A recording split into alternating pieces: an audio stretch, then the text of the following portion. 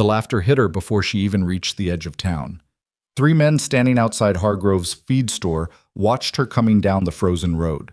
A broad-shouldered woman in a patched wool coat, 11 of the sorriest-looking chickens in all of Nebraska stumbling and scratching around her feet, and the tallest one, Orson Pike himself, cupped his hands around his mouth and hollered loud enough for the whole street to hear. "Look at that! She paid 12 cents for a walking graveyard." The other two men doubled over. One slapped his knee. A woman near the dry goods window turned, looked, and shook her head the way people do when they've already decided someone is foolish and just needed one last reason to confirm it. Mara Whitlock kept walking. She did not look back. She did not stop. And that decision, that single, quiet, furious decision, would change everything. If this story already has your heart beating a little faster, you are exactly where you are supposed to be. Hit that subscribe button right now, because every single week we bring you stories like this one. Stories about people who got knocked down and came back swinging.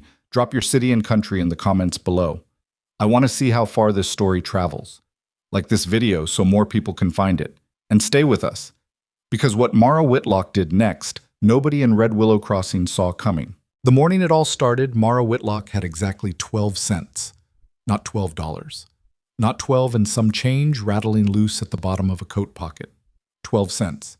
She had counted them 4 times on the kitchen table before she left the cabin, each coin turned face up on the worn wood, because counting them again felt like maybe the number would change if she just tried one more time. It did not change. She wrapped them in a square of cloth, tucked the cloth into her cracked leather purse, and stepped outside into a sky that looked the color of a bruise, purple and gray and heavy, with the kind of cold that does not ask permission before it gets into your bones. November in Nebraska was not a season. It was a warning. The walk into Red Willow Crossing was 3 miles on a road that had started freezing overnight and was not finished doing it. Mara knew every rock and rut of it without needing to look down. She had walked it enough times that her feet made the decisions while her mind stayed somewhere else entirely, somewhere quieter, somewhere she could think without the walls of the cabin pressing in. She was 31 years old. She was not old. She knew that. But there were mornings when she felt like she had been 31 for a very long time. The same way a road can look short on a map and feel endless under your feet. The weight she carried was not just the cold or the poor soil or the thin stores stacked against the wall. It was the particular exhaustion of a woman who has worked hard every single day and still found herself standing at the edge of winter with 12 cents and a pantry that echoed. Silas had not said much over breakfast. Her husband was not a man who wasted words. 2 fingers were missing from his left hand, lost somewhere in the war, in a field, in a year he did not speak about. And there were other things missing from him too, quieter things, pieces that the war had taken that did not leave a visible scar. He had come home to her, and he had built them a life with his remaining hands, board by board, nail by nail, and Mara loved him for that with a fierceness that sometimes surprised her. But love and 12 cents did not fill a winter larder. He had looked at her when she put on her coat. That was all. Just looked. And she had said, "I'm going to see what's available," which was something she said when she meant something else entirely. When she meant, "I don't know what I'm going to find, but I cannot sit here and do nothing." Silas had nodded once and gone back to mending a piece of harness leather at the table. She understood that nod. It meant, "I trust you." It also meant we are in trouble, and we both know it, and I cannot fix it with my hands right now, so I'm trusting yours. That nod sat with her the whole 3 miles. The settlement of Red Willow Crossing was not a town exactly. It was more like a handful of buildings that had agreed to stand near each other out of stubbornness. A feed store, a dry goods, a mill, a blacksmith shop, and a dozen or so homes scattered along the creek like stones a child had thrown. People knew everyone's business here. They knew it before you did, sometimes. There were few secrets in a place where the nearest neighbor was within shouting distance and everyone shared the same hard ground. Mara had not been born here. She had come with Silas after the war, when he had claimed the homestead land and they had believed, the way young people believe things, all the way down to their feet, that hard work would be enough. Hard work was necessary. Mara had learned that. But it was not always sufficient, and there was a difference between those two things that no one had explained to her when she was young and still believed the world rewarded effort in straight, fair lines. She reached the edge of the settlement just as the cold sharpened. The first thing she heard was the laughter. It came from the direction of Hargrove's feed store, three men standing out front with their breath making small clouds in the air, the way men stand when they have nowhere to be and nothing better to do than watch the road. Mara recognized Orson Pike right away. He was a tall man, lean in the face but thick through the chest, and he had a way of laughing that filled a street the way some men filled a room, expansively, without caring whether anyone else found the same thing funny. She had not even passed them yet. She was still 50 yards away, walking steady, her coat pulled closed against the wind when he spotted her. She did not know what he said to the other men. She heard the low murmur of it, and then the laughter that came after, and she kept walking, kept her eyes on the road ahead, kept her jaw from tightening visibly, which took more effort than the 3-mile walk had. This was not the first time men had laughed at Mara Whitlock. It would not be the last. She had learned years ago that there was a particular kind of man who found a large, plain-faced, hard-working woman naturally comic, not because she had done anything foolish, but because her existence without apology offended something in them they could not name, so they called it humor instead. She had stopped explaining herself to men like that somewhere around her 24th year. She walked past them. She heard Pike say something about Silas, something about a man who couldn't provide. And that one caught somewhere behind her sternum for a moment, because Silas had never done anything to deserve contempt from Orson Pike, who had inherited 300 acres and a working mill from his father, and had never in his life built anything with his own 2 hands from nothing. But Mara kept walking. She had come to town for a reason. She had heard something the previous week from the wife of one of the farmers near the creek, a woman named Bessie Holt, who traded information the way other people traded goods, freely and constantly. Bessie had told her that Orson Pike was trying to sell off 11 chickens before the hard freeze. Unwanted birds. Birds he'd gotten in a deal that hadn't worked out the way he'd planned. He wanted them gone. Mara had filed that away and said nothing. She found Pike around the side of the feed store, near a small wire enclosure he'd thrown together, and she stopped at the fence and looked at what was inside. The 11 chickens were, there was no generous word for it, a disaster.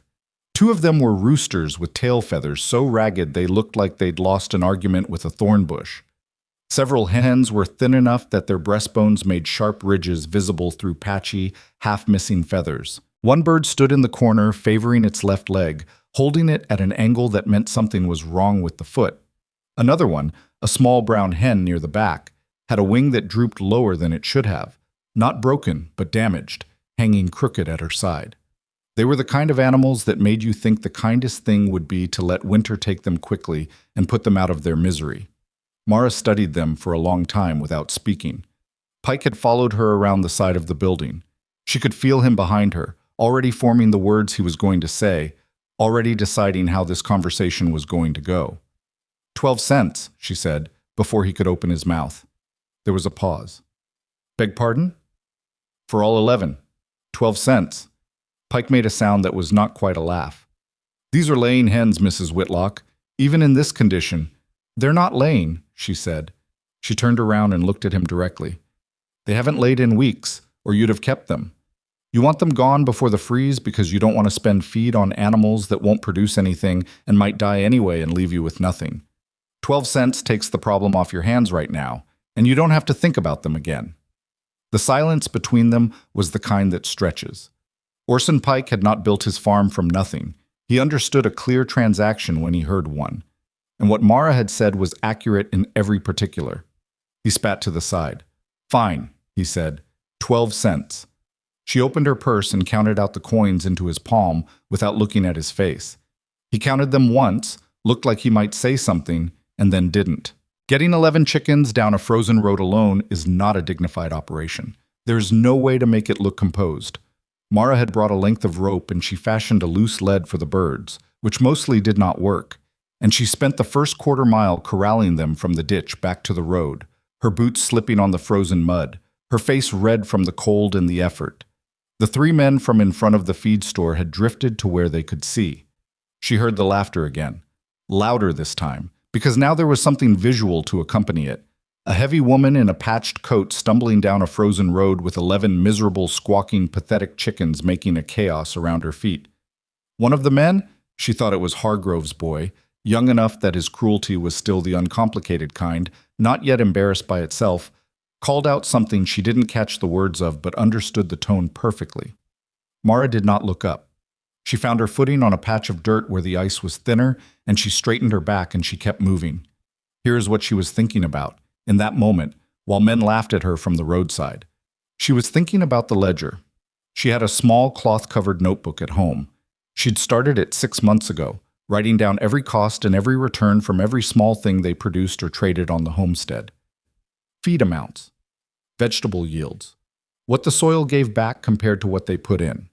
It was not an account book exactly. It was more like a conversation she was having with herself, trying to understand where value actually lived versus where people assumed it did. What she was thinking, looking at those 11 ragged chickens, was not what the settlement saw, which was a woman who had wasted her last money on worthless animals. What she was thinking was that she had just purchased 11 problems nobody else had thought carefully about, and that problems sometimes had a different name when you looked at them from the right angle. She was not certain. She was not even close to certain. She had a theory and 12 cents and a 3-mile road to walk, and she was cold all the way through, and the chickens were uncooperative, and the laughter behind her was still audible even when she'd gone 100 yards. She thought about Silas's nod that morning at the breakfast table. "I trust you." She pulled her coat tighter and kept walking. When she came around the last bend before the homestead, she could see the cabin ahead. The small square of it against the gray sky, smoke coming from the chimney, the half-finished chicken pen Silas had been building near the south wall of the barn. He had stopped work on it when the money ran out, when it seemed like there was nothing to put inside it. He was in the barn doorway when she came down the path. He looked at her. He looked at the 11 chickens. She waited for him to say something, to ask her what she'd been thinking, to do the math out loud. 12 cents, their last 12 cents, spent on 11 birds that looked like they might not survive the week. Silas said nothing. He stood there for a long moment with his jaw working slightly, the way he did when he was thinking through something that had multiple edges to it. Then he turned around, went back into the barn, and she heard him moving around in there. The scrape of boards, the sound of the mallet he kept on the east wall, the particular rhythm of a man who had made a decision and was acting on it. He was finishing the chicken pen. Right now, in the failing afternoon light, with the temperature already dropping again, he was finishing the chicken pen. Mara stood in the yard with 11 chickens making noise around her feet, and she felt something move through her chest that was not quite relief, and not quite gratitude, and not quite love, but was maybe all three of those things pressed together into one feeling that didn't have a clean name. He had not told her she was foolish. He had not told her she was wrong. He had picked up his mallet. She took a breath of cold air that burned slightly going down, and she looked at the small brown hen with the drooping wing who had wandered slightly ahead of the others and was now standing in the dirt, looking up at her with one bright, skeptical eye. "All right," Mara said quietly, to the hen, to herself, to the November sky pressing down around them all. "Let's see what you're made of." The hen blinked at her and said nothing helpful. Inside the barn, the mallet kept its rhythm against the boards, and the temperature kept dropping. The cold that night was not gradual. It did not ease in politely the way early autumn cold did, with enough warning that you could add a quilt and manage. This cold arrived the way bad news arrives, all at once, from every direction, leaving no time to prepare a response. By the time Mara had gotten the 11 birds settled into the newly finished pen and latched the gate and come back inside, the temperature had dropped hard enough that the mud around the barn door had gone solid beneath her boots. She stood at the window for a long moment after supper, not eating what was left on her plate, just watching the dark outside and thinking about 11 chickens in a pen that had been built in an afternoon. Silas watched her from across the table. He had finished his food and was holding his coffee cup in both hands, the one with the missing fingers and the one without, and he was doing the thing he did when he was waiting for her to say what she was actually thinking, which was nothing, just waiting. He was very good at it. Some men filled silence with words. Silas filled it with patience, which was a different thing entirely and harder to do. "The small brown one," Mara said finally, still looking at the window. "The one with the wing, she's the weakest. I saw her. If she makes it through tonight, I think she'll make it through the week." Silas set down his cup. "And if she doesn't?" Mara turned from the window. "Then I'll know something I didn't know this morning."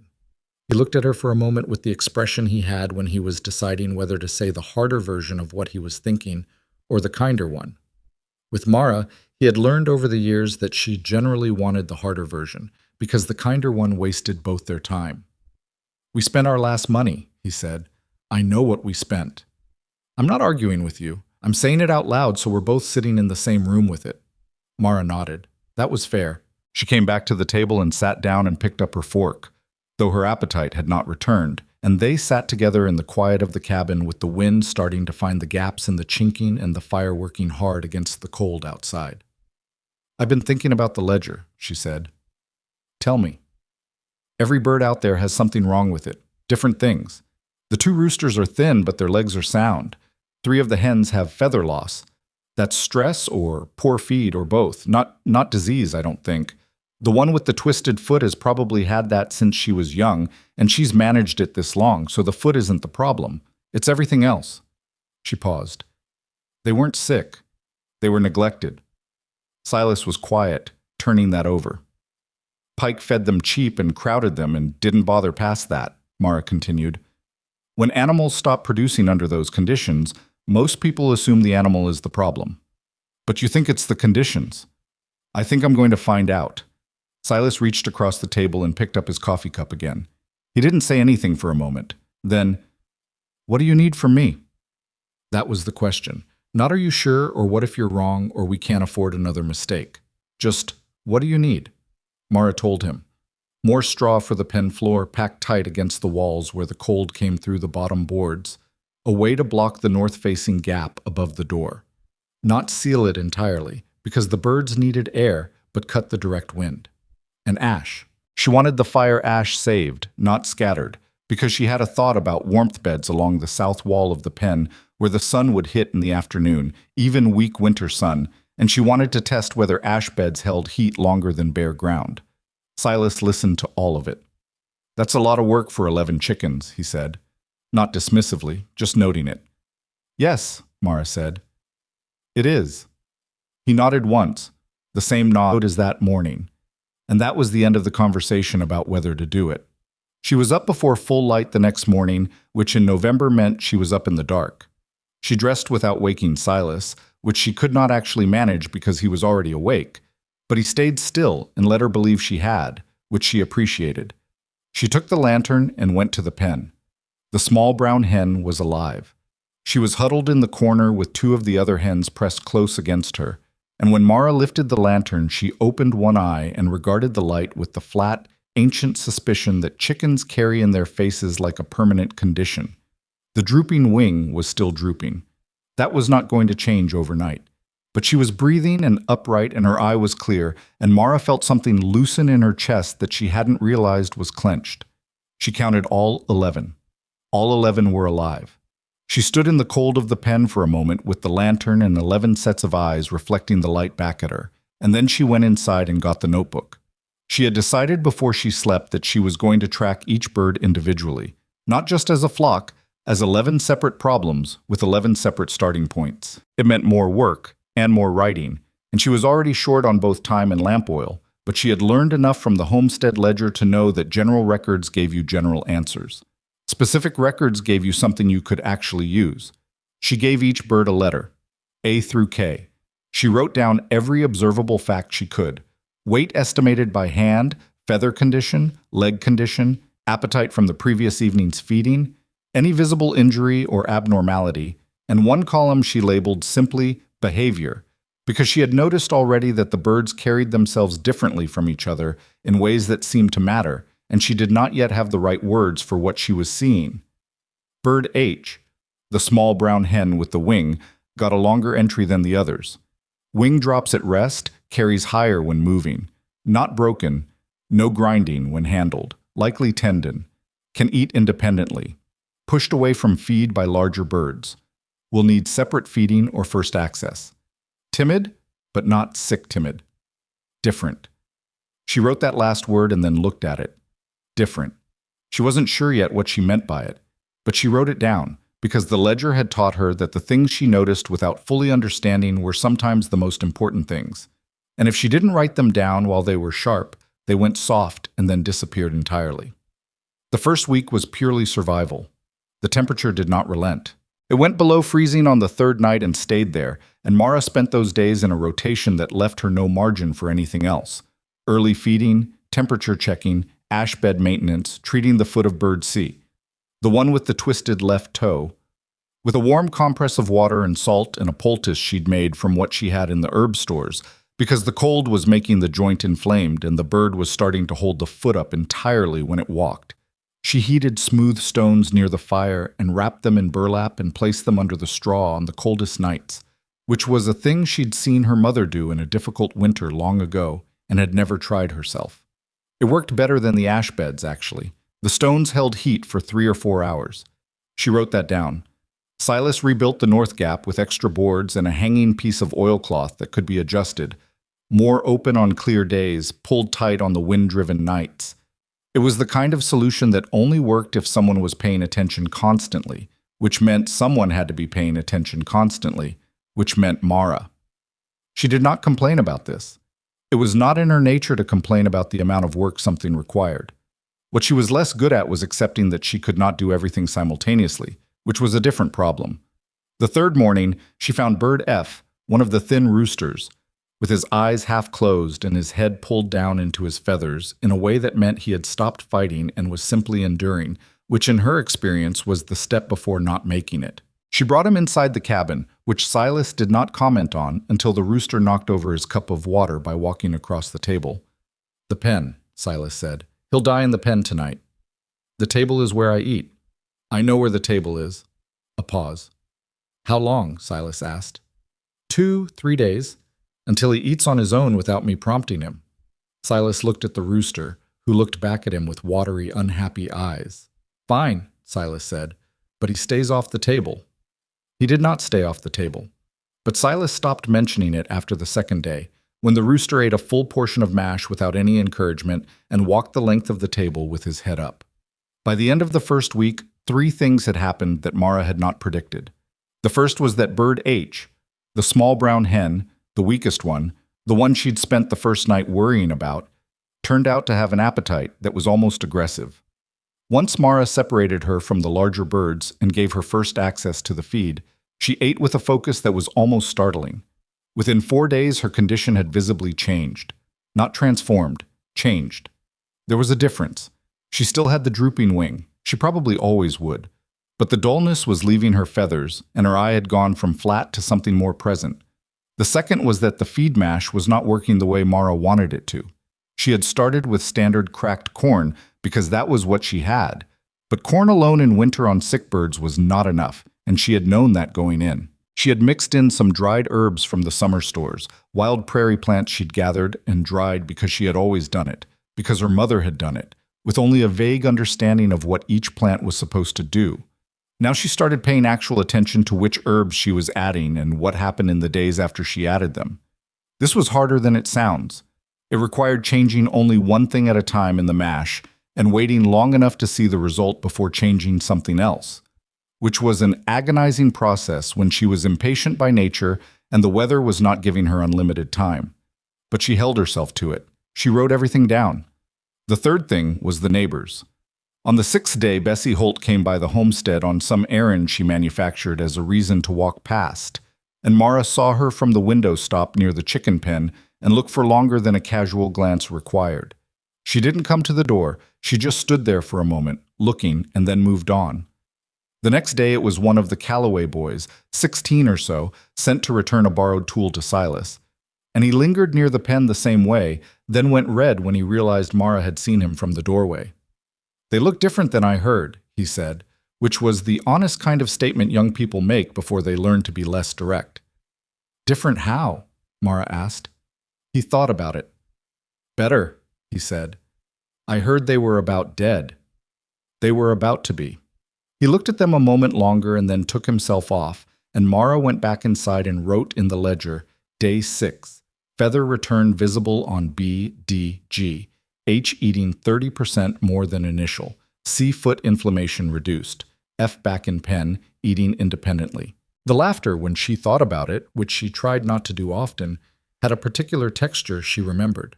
Not the sharp kind that stings once and fades, The long rolling kind, the kind that says, we're not laughing because something was funny. We're laughing because we have decided you are laughable, and this is just the current evidence. She had grown up with a version of that sound. She had been a large child in a family that was poor and in a town where those two things together put a target on you that never entirely came off. She was not asking for sympathy for this. It was a fact, the way the frozen ground was a fact, and you either navigated it or you didn't. But she knew the sound, she knew what it meant, and she knew that the only answer that had ever worked, the only one she had ever found, was to make the thing you'd been laughed at for so undeniably real that the laughing became evidence of someone else's failure to see clearly. She wanted that. Not revenge. Revenge was a small thing that still required you to spend your energy looking backward. She wanted proof. Proof that existed on its own, without her having to argue for it, without her having to raise her voice or explain herself. She wanted to show them, not tell them.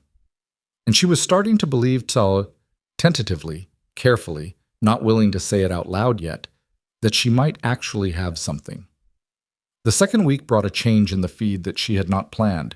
She had run low on cracked corn. She had always known this would happen and had allocated accordingly, but the cold was making the birds eat more than her initial estimates.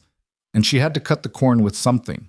The something available was a coarser grain she'd had in a sack for months, bought cheap because no one else had wanted it, and some dried greens from the garden she'd put up in late summer without a specific purpose in mind. She mixed it together, added the herbs she'd been testing, fed the flock, and spent the rest of the day braced for the results. The results were better. Not dramatically, overnight better. Steadily, documentably better. By the following morning, the three birds she'd been most concerned about, H, C, and the second thin rooster she'd labeled B, were all eating with more focus than they had shown all week. She sat with the ledger that evening and worked backward through the changes. The green matter, she thought. The dried summer greens. There was something in them the corn alone wasn't providing, and the birds were responding to it the way a body responds to something it's been missing and finally gets, which is with a kind of focused, intense consumption. She wrote it down. Then she wrote a question next to it. What if this is the thing they were missing at Pike's? Not just warmth, not just care. Feed that was missing something they needed? She sat with that question for a long time. Silas came in from the barn and saw her at the table with the ledger open and the lamp burning low and did not interrupt her. He moved quietly around the cabin doing the end-of-day things. Banking the fire, hanging his coat, checking the water bucket. With the particular silence of a man who understands that his wife is in the middle of thinking and that interrupting would cost more than it would gain.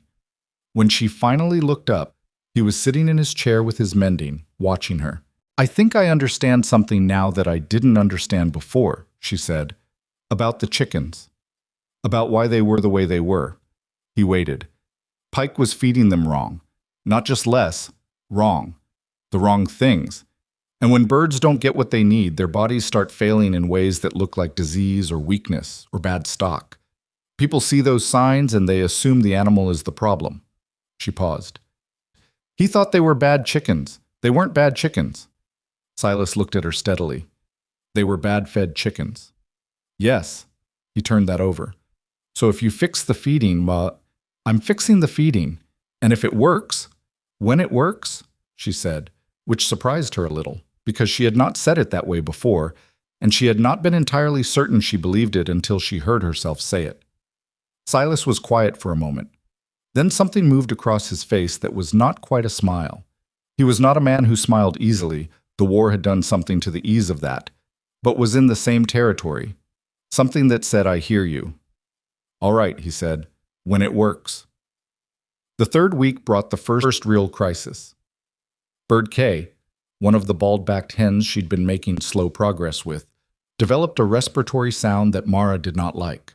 A low, raspy quality to the breathing that she heard when she went to the pen in the early morning and stood very still and listened, which was a thing she had gotten into the habit of doing every morning, just standing still inside the pen for 5 minutes with the birds, letting them ignore her, listening.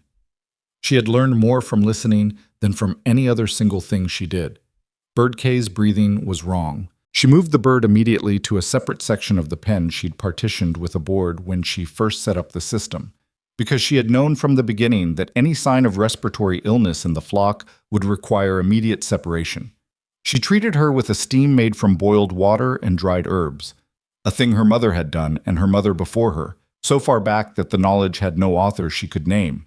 And she adjusted the airflow in that section of the pen, and she increased the frequency of checking.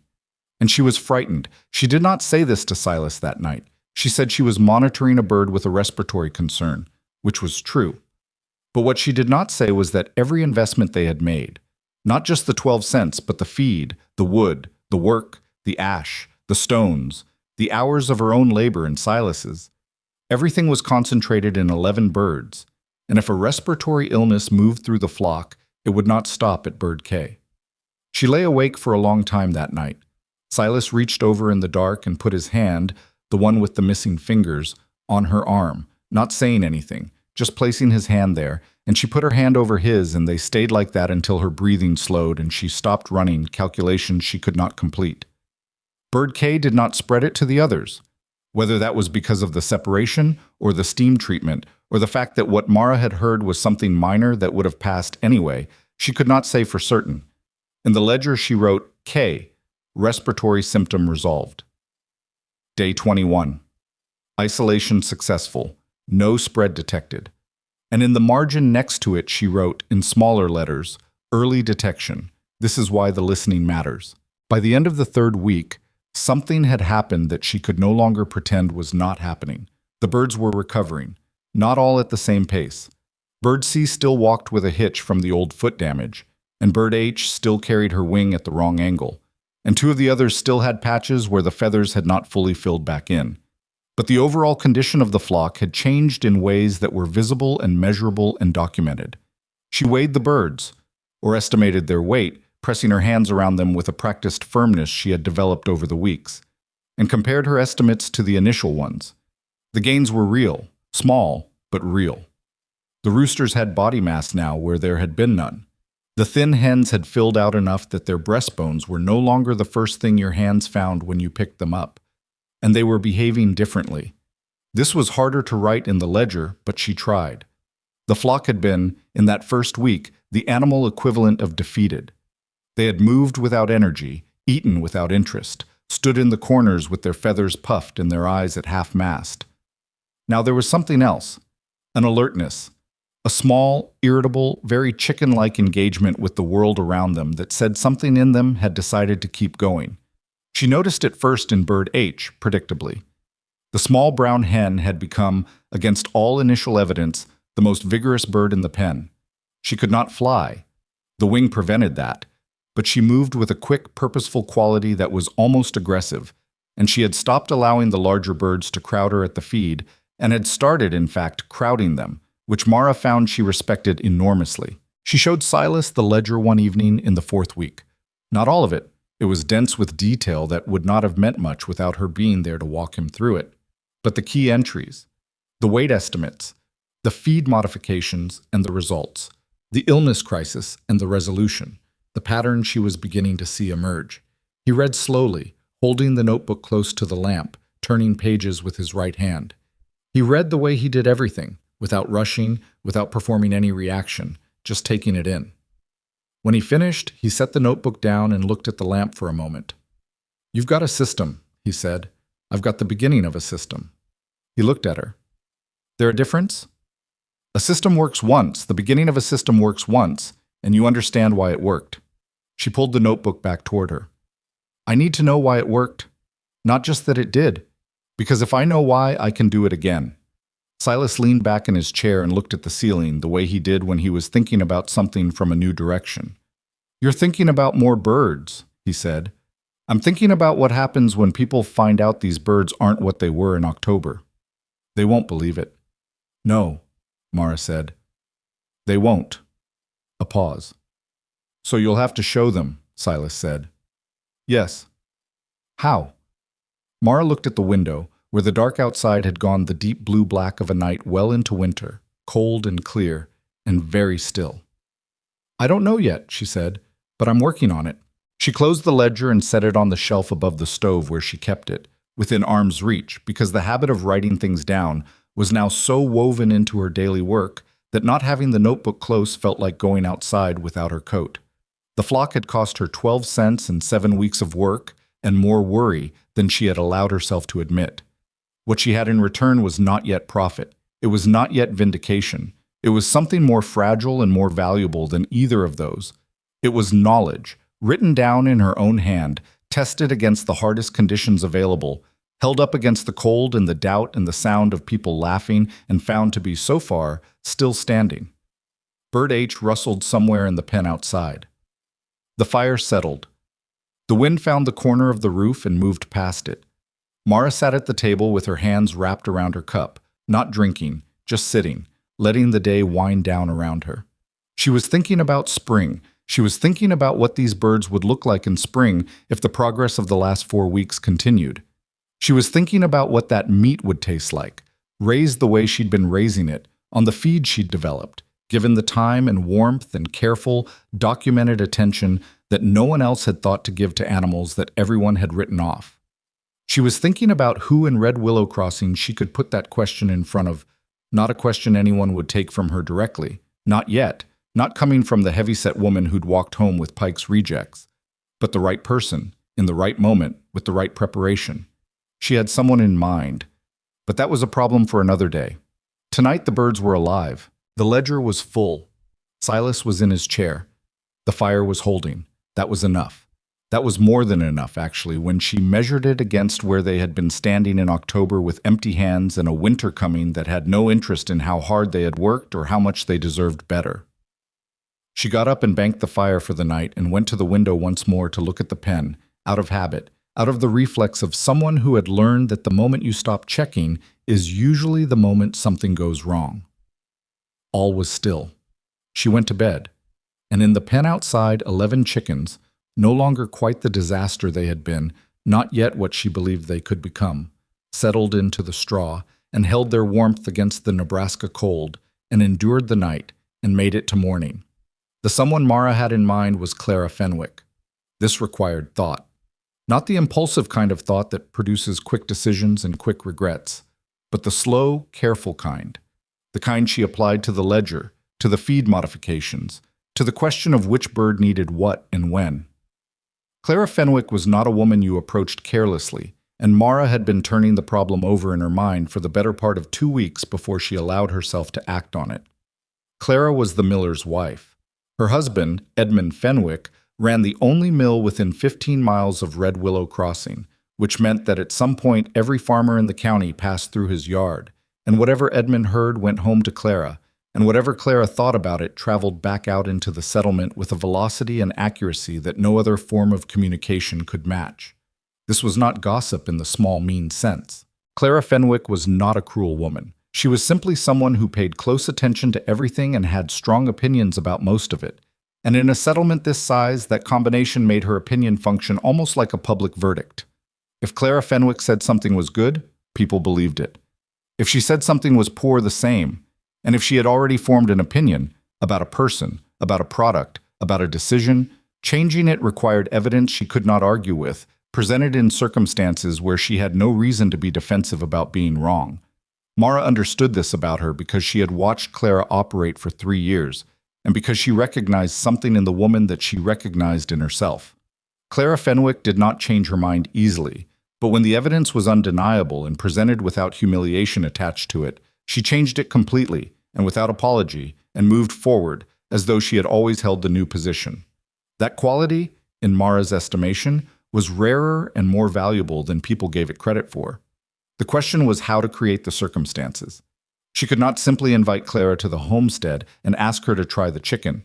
That would make the entire thing smell of desperation. A poor woman trying to sell something, asking the miller's wife to validate it, which put Clara in the position of either being kind or being honest, and made neither outcome trustworthy. What Mara needed was for Clara to arrive at her own judgment in conditions where she had no particular pressure to be either generous or critical. She needed Clara to taste the chicken and react before she had time to decide how she was supposed to react. This was the problem she was working on in early February, in the 5th week of the experiment, when the birds were doing well enough that her attention had shifted from pure survival to something more forward-looking. The feed modification had stabilized. She had settled on a mixture, cracked corn as the base, supplemented with the coarser grain, dried prairie greens, and 3 specific herbs from her summer stores that the ledger had identified, over 6 weeks of careful single-variable testing, as producing the most consistent improvements in appetite and feather condition. She had written the ratios down in exact terms, not some of this and a handful of that, but specific measurements using the small tin cup she'd dedicated to the purpose, because she needed this to be repeatable, and repeatable things required precision. The birds were unrecognizable from what they had been in November. Not perfectly healthy, not show birds, not the kind of flock a wealthy farmer would point to with pride. But Bird B, the thin rooster who had spent 3 days on the cabin table, had filled out to the point where you would not have guessed, looking at him now, that he had ever been anything but vigorous. Birds D, G, and I had their feathers back in full, which changed their appearance so substantially that Bessie Holt, who had stopped by in late January under the same thin pretense as before, had actually asked Mara if she had bought new birds. No, Mara had said, same ones. Bessie had looked at her with the particular expression of someone recalibrating something. Pike's birds? Pike's birds. Bessie had gone away without saying much else, but Mara had watched her walking back down the road and noted the speed at which the woman moved and understood that speed meant she had something to go tell someone. Word was beginning to move, which was both useful and premature, and Mara needed to get ahead of it. She chose a Saturday in the second week of February. The decision about which birds to use for the table was not made lightly. She spent 3 days on it, walking the pen in the mornings, watching the birds move, handling each one, weighing with her hands, making notes. She needed birds that were far enough along in their recovery that the meat would reflect the work she had done, but she also needed birds whose loss would not destabilize the flock. The 2 roosters were the clearest choice. They had made the most dramatic recovery, they had reached what she assessed as peak condition for where they were in the process, and the flock did not require both of them. She told Silas on a Thursday. Saturday, she said. I want to do it Saturday. He looked up from the harness he was mending. He was always mending something. The homestead had an endless supply of things that needed mending, and Silas worked through them with a methodical patience that Mara had always found quietly reassuring. The 2 roosters, he said. It was not a question. Yes. And you want to invite someone? Clara Fenwick. He set the harness down slowly. Clara Fenwick. Yes. A long pause. Outside the window, the February sky was doing its flat white thing, neither storming nor clearing, just sitting there like a ceiling that had forgotten what it was for. Or, you know what happens if she doesn't like it, Silas said. I know. She'll tell everyone she tasted it and it was ordinary. And then every person in Red Willow Crossing who already thinks you were foolish will feel confirmed in that. I know, Silas. I'm not telling you not to do it. I'm making sure I've thought through all of it. She said it without sharpness, because she knew he was doing what he did, making the harder version of the thought available to her so she could look at it squarely. I've been thinking through it for 2 weeks. If the meat doesn't taste like what I believe it tastes like, then I have a different problem, and I need to know that too, and I need to know it from someone whose answer I can trust. You trust Clara Fenwick's palate. I trust that she won't pretend. Silas picked up the harness again, worked 1 stitch through the leather, then, you'll need to write her a note. She won't come if it's word of mouth. I know. I can take it to the mill tomorrow. Mara nodded. Thank you. She wrote the note that evening, which took longer than the note itself warranted, because she rewrote it 4 times before she was satisfied.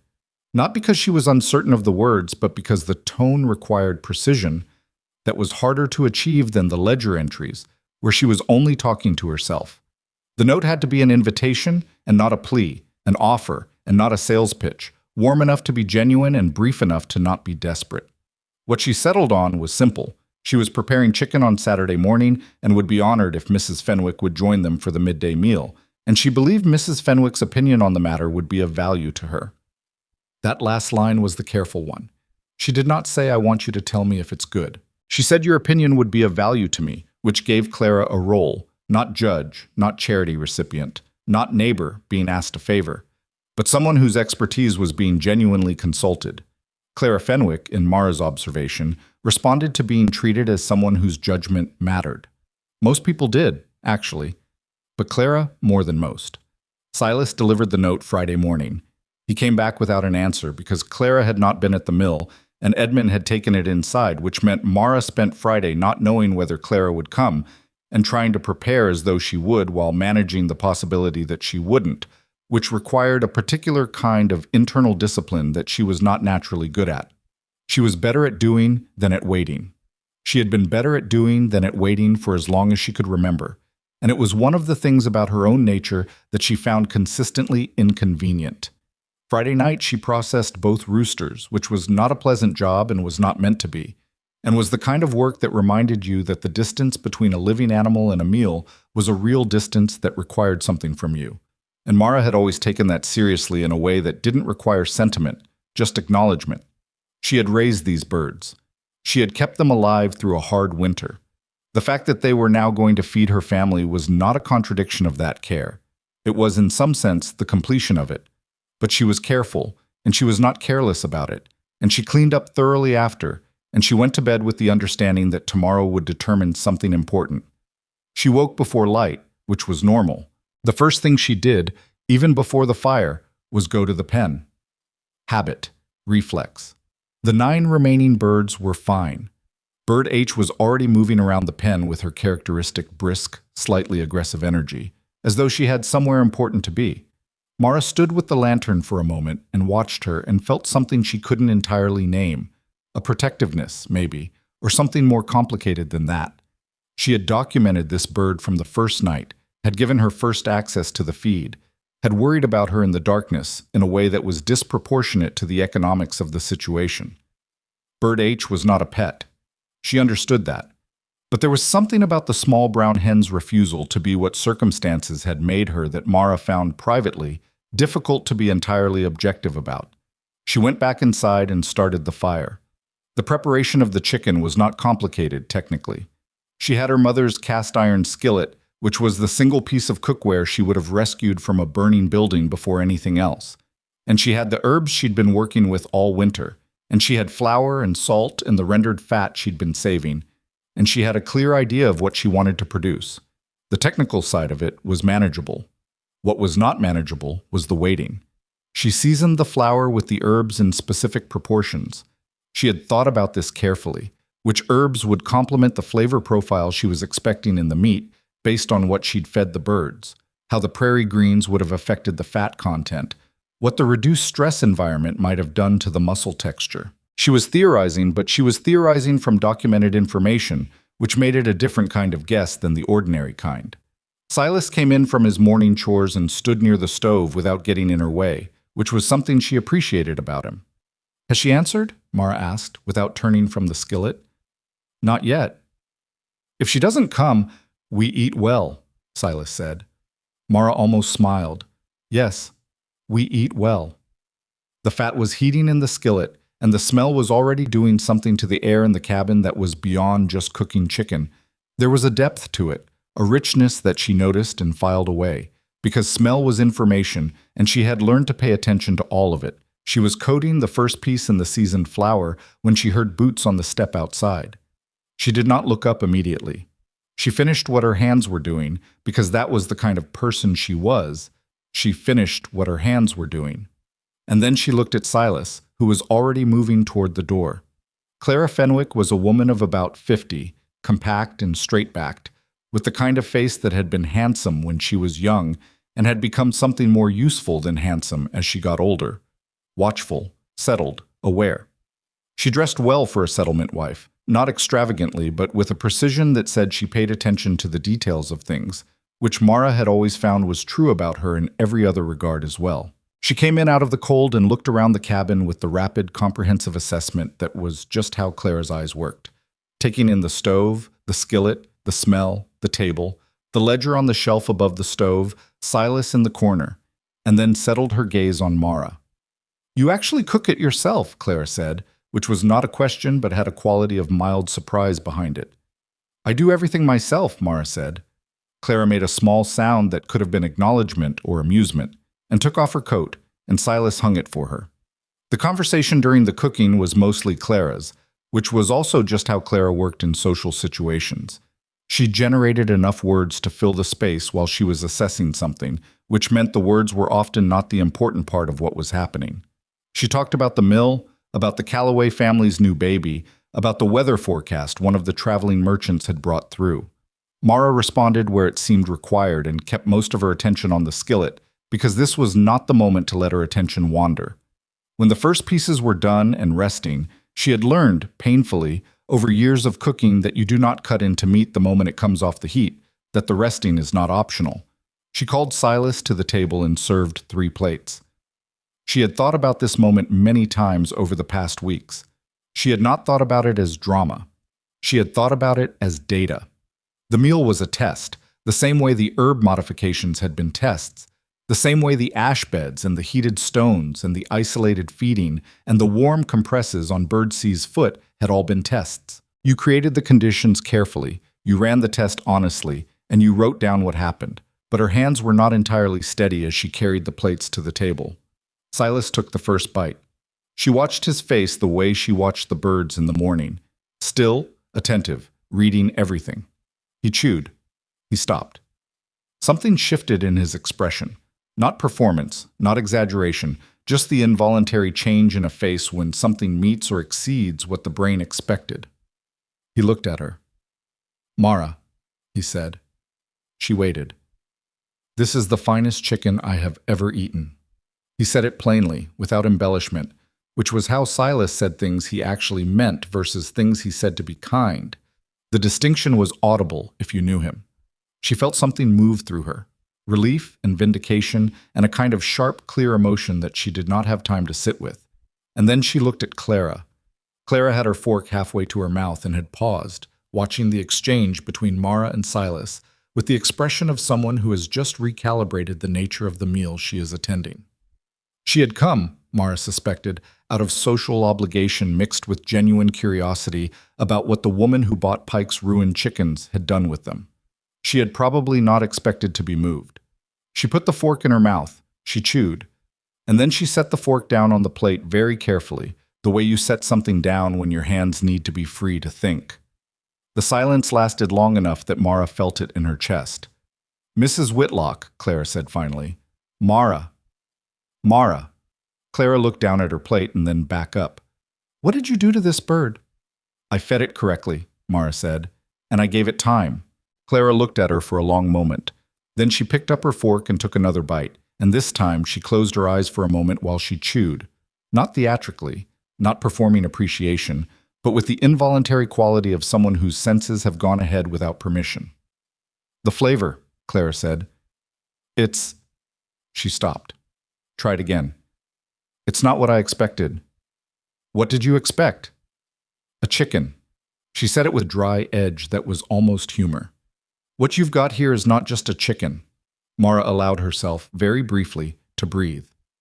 "It's the feed," she said, "and the conditions, the stress levels, the herbs." She paused. "I've been documenting everything since November."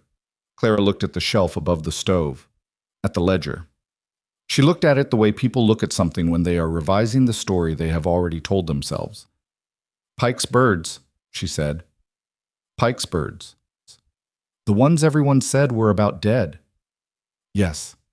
Clara picked up her fork again and did not say anything for a moment, just ate. And the silence was a different quality of silence than it had been before. Not awkward, not evaluating, but something closer to absorption. Then she said, "How many do you have left?" "9, Mara said. "After today." Clara nodded slowly. "And you can do this again. This exact thing. The feeding, all of it." "I have it written down." Something happened in Clara Fenwick's face then that Mara had not anticipated, and that she would think about for a long time afterward. It was not the simple satisfaction of someone who had eaten a good meal. It was the expression of a person who has encountered something they underestimated and is in the process of honestly reckoning with that fact. It was brief, and it was real. And it was followed by Clara straightening slightly in her chair and setting down her fork with the finality of someone who has made a decision. "You should know," Clara said, "that people have been talking." Mara waited. "About the chickens, about what you paid for them, and why you bought them." A pause. "The things they've been saying have not been generous." "I know what they've been saying." I may have... Clara stopped, looked at her plate. I may have not corrected some of those things as firmly as I could have. It was as close to an admission as Clara Fenwick was going to come, and Mara understood that and did not push further on it. It doesn't matter now, Mara said. Clara looked up. What matters now, Mara continued, is what happens next. There was a pause, and then Clara did something Mara had not seen her do in 3 years of knowing her. She laughed. Not the polite kind, not the social kind, but a real laugh, short and genuine and surprised out of her. You are a practical woman, Mara Whitlock, she said. I try to be. They ate the rest of the meal without discussing the chickens further, and when Clara left, she shook Mara's hand at the door. Not the way women shook hands socially in Red Willow Crossing, which was a brief touch of fingers, but a real handshake, firm and direct, the kind that means something. What it meant, Mara thought, watching her go down the path, was that something had just shifted. Not dramatically, not visibly.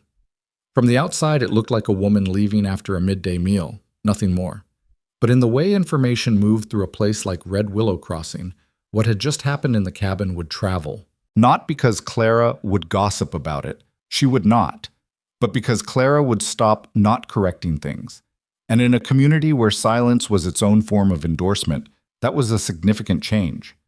Silas came to stand beside her in the doorway. They watched Clara walk up the road until she was out of sight. Well, he said. Well, Mara said. He waited. She'll talk, Mara said. Not directly, but she'll talk. Silas was quiet for a moment. That's what you wanted. That's part of what I wanted. She turned from the doorway and went back inside, back to the table, back to the ledger she was already reaching for. What I wanted was to know if I was right, about the feed, about the conditions, about all of it. And? She opened the ledger to a fresh page, picked up her pencil. At the top of the page she wrote the date, and below it, Saturday, Clara Fenwick, both roosters. I was right, she said. She wrote that down too. Not with triumph, not with the kind of satisfaction that makes you want to stop and rest in the feeling. Just as a fact, documented the same way everything else was documented. Because the system required honesty above all else. And the honest record was that she had made a theory, tested it under the hardest conditions she had, and the theory had held. The next question, the one already forming at the back of her mind while she wrote, was what to do with that. The 9 remaining birds were not ready yet. She had another 4 to 6 weeks before any of them would be at the condition she wanted. The condition that had produced what Clara had tasted today. She needed that time, and she needed to use it well. Because what was coming, and she could feel it coming the way you feel a weather change before it arrives, in the pressure of things, in the quality of the quiet, was going to require her to be ready in ways she had not yet fully worked out. She had proven the thing to herself and to Silas, and now to Clara Fenwick. The next step was harder. The next step was proving it to the people who had laughed, not because she needed them to apologize. She had been clear with herself on that point since November, since the walk home with 11 miserable chickens and men calling out from the side of the road. She did not need their apology. She did not need their shame. What she needed, what the homestead needed, what the coming spring and the winter stores and the question of whether they were going to survive the next year required, was their money. And that was a different project entirely, with different requirements and different risks, and she was going to have to think about it very carefully. She sat at the table with the ledger open and the remains of the meal still on the plates and the fire burning down toward coals, and she thought. Silas cleared the table around her without interrupting. She wrote 3 things in the ledger before she closed it for the night. The first was a list of the 9 remaining birds and her current assessment of each one's condition and timeline. The second was a feed calculation, how much she had, how much she needed, how long it would last, and what she would need to source before it ran out. The third was a single question written at the bottom of the page in the smaller hand she used when she was writing something she wasn't certain of yet. If the birds no one wanted can become what Clara tasted today, what else has everyone written off that nobody has looked at carefully? She looked at that question for a long time. Then she closed the ledger and put it back on the shelf. Outside, Bird H moved in the pen with her quick, purposeful step, navigating the dark with a confidence that had nothing to do with the drooping wing, nothing to do with what Pike had decided she was worth, Nothing to do with what anyone else had said about her or expected from her. She just kept moving. The February cold pressed in from every direction, and the 9 birds in the pen tucked themselves together for warmth, and the cabin fire went down to coals, and the settlement of Red Willow Crossing sat in the dark of a winter evening with no idea what was about to walk into its Saturday morning in about 6 weeks' time and change the conversation entirely. Mara Whitlock blew out the lamp. She had work to do in the morning. 6 weeks. That was what she had written in the ledger, and that was what she held herself to, even when the pressure of waiting made her want to move faster than the birds were ready for. She had learned that lesson in the second week of December, when she had pushed bird F back to the pen 2 days too early because she had needed the table space, and her own impatience had disguised itself as practical reasoning. The bird had set back 3 days from that decision. 3 days that she could not get back, and that she had written down not as a failure exactly, but as a cost. The cost of not trusting the timeline she had already established. She would not make that mistake again. So she waited, and she worked, and she did not discuss what she was planning with anyone outside the cabin walls, except in the most indirect terms. What she was planning was not complicated in structure. It was complicated in execution, which was a different thing, and the difference mattered. The structure was simple. She would sell. She would sell the remaining birds at a time of her choosing, prepared the way she had proven they could be prepared, at a price she set herself, to people who came to her rather than people she went to. That last part was important in a way she had spent considerable time thinking through. If she went to them, if she walked into the settlement with a basket and knocked on doors, she would be the poor woman selling. If they came to her, the transaction had a different shape. She had something. They wanted it. That was commerce. The other thing was closer to begging, even when it wasn't, and she had learned early that people's perception of a transaction changed how they valued what they were buying. Clara Fenwick had not said a word to Mara in the 3 weeks since the Saturday meal. This was not silence in the ordinary sense. This was strategic quiet. The quiet of a woman who was allowing information to do its work without attaching her name to it directly. Mara understood this because she would have done the same thing. What Clara had done in the time since she'd left the Whitlock homestead with that real handshake and something new behind her eyes was exactly what Mara had predicted she would do. She had stopped not correcting things. The evidence of this was subtle, the way evidence of a shift in current is subtle when you're watching water. You can't see the change directly, but you can see what the change is moving. Bessie Holt had come by again in late February, and this time she had not manufactured a reason. She had come directly to the door and knocked, which in Bessie's particular social vocabulary was a significant escalation. And when Mara opened the door, Bessie had stood there for a moment with an expression that was doing several things at once, apologetic and curious, and a little embarrassed and trying to look like none of those things. "I heard something," Bessie said, "about your chickens." "What did you hear?" Mara asked. Bessie looked past her into the cabin briefly. "That Clara Fenwick came out here." "She did." "And that—" Bessie stopped, started again. "That it was something worth coming for." Mara looked at her steadily. "Would you like to come in, Bessie?" She came in. She sat at the table and Mara gave her coffee, because the social mechanics of the moment required coffee, and Mara was not going to navigate this poorly after 3 months of doing everything else carefully.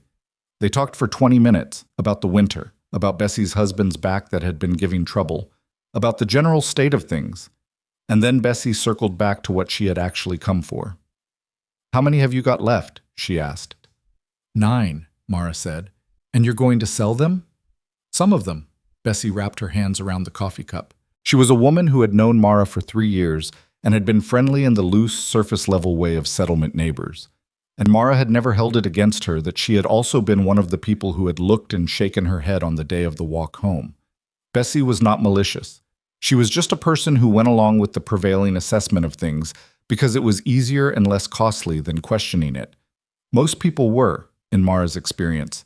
It did not make them bad people. It just made them not particularly useful to you until the prevailing assessment changed, at which point they became very willing to be associated with the new version of events. That was fine. Mara was not in the business of holding grudges. She was in the business of surviving the winter and building towards something better, and resentment cost time and energy she did not have. "When?" Bessie asked. "When they're ready," Mara said. "And how will people know?" Mara looked at her. She let the pause do the work that a more direct statement would have done less efficiently. Word travels in Red Willow Crossing, she said. It always has. Bessie went home 40 minutes later, and Mara watched her go and thought, there it is. That's the beginning of it. The information was moving now without her having to push it, which was exactly the condition she had been working toward. What she had not accounted for was Orson Pike. She should have accounted for Orson Pike. In retrospect, she would identify this as one of the places where her planning had a gap. She had focused so completely on what she was building that she had given insufficient attention to what might push back against it. Pike was not a stupid man. I was limited in some specific ways that she had observed, in his willingness to look carefully at problems that inconvenienced him, in his patience with anything that didn't yield results on his preferred timeline. But he was not stupid, and he talked to people constantly, and he had sold her those 11 birds for 12 cents, and had been the one doing the loudest laughing on the road in November. He came to the homestead on a Thursday afternoon in early March. She saw him coming from the window while she was working at the stove, and she set down what she was doing and dried her hands and took a slow breath and went to the door before he knocked. He was wearing his good coat, which she noted, not the barn coat, the good one, which meant this visit had been considered before he made it. Mrs. Whitlock, he said. Mr. Pike. He looked past her the way men do when they are trying to assess a situation without appearing to assess it. I was wondering if I could speak with you a moment. She stepped aside and let him in.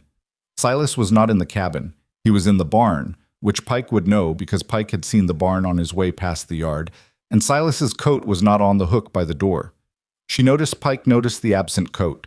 She also noticed him notice the ledger on the shelf, and the herbs hanging in bundles from the ceiling beam, and the pen visible through the back window with the 9 birds moving in it.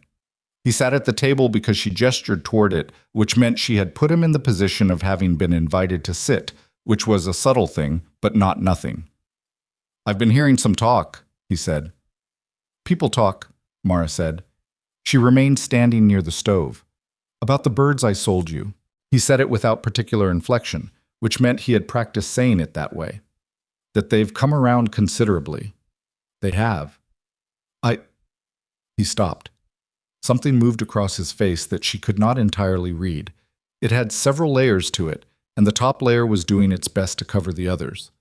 I may have sold those birds in worse condition than I realized. Mara looked at him. I'm not saying I sold you sick birds intentionally, he added quickly. I want to be clear about that. I thought they were just old stock that wasn't producing. They were underweight, underfed, stressed, and 2 of them had treatable injuries you hadn't addressed, Mara said. She said it without heat, just as information. They weren't sick. They were neglected. The word landed in the room between them. Pike's jaw tightened slightly. I came to see about possibly... He paused, chose a different angle.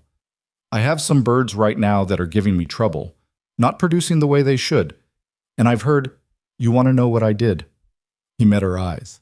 The top layer on his face gave up and went somewhere else, and what was underneath it was not particularly comfortable for him, but it was at least honest. Yes, he said. Mara was quiet for a moment. She had thought about this possibility. Not this exact conversation. She had not predicted Pike sitting at her table in his good coat, but the general category of it. The possibility that someone who had written something off would come back, once the thing had proven itself, wanting access to whatever had made the difference. She had thought about what she would feel in that moment. What she felt, sitting with it now, was not triumph and not anger. It was something more practical. I was a farmer with resources she did not have.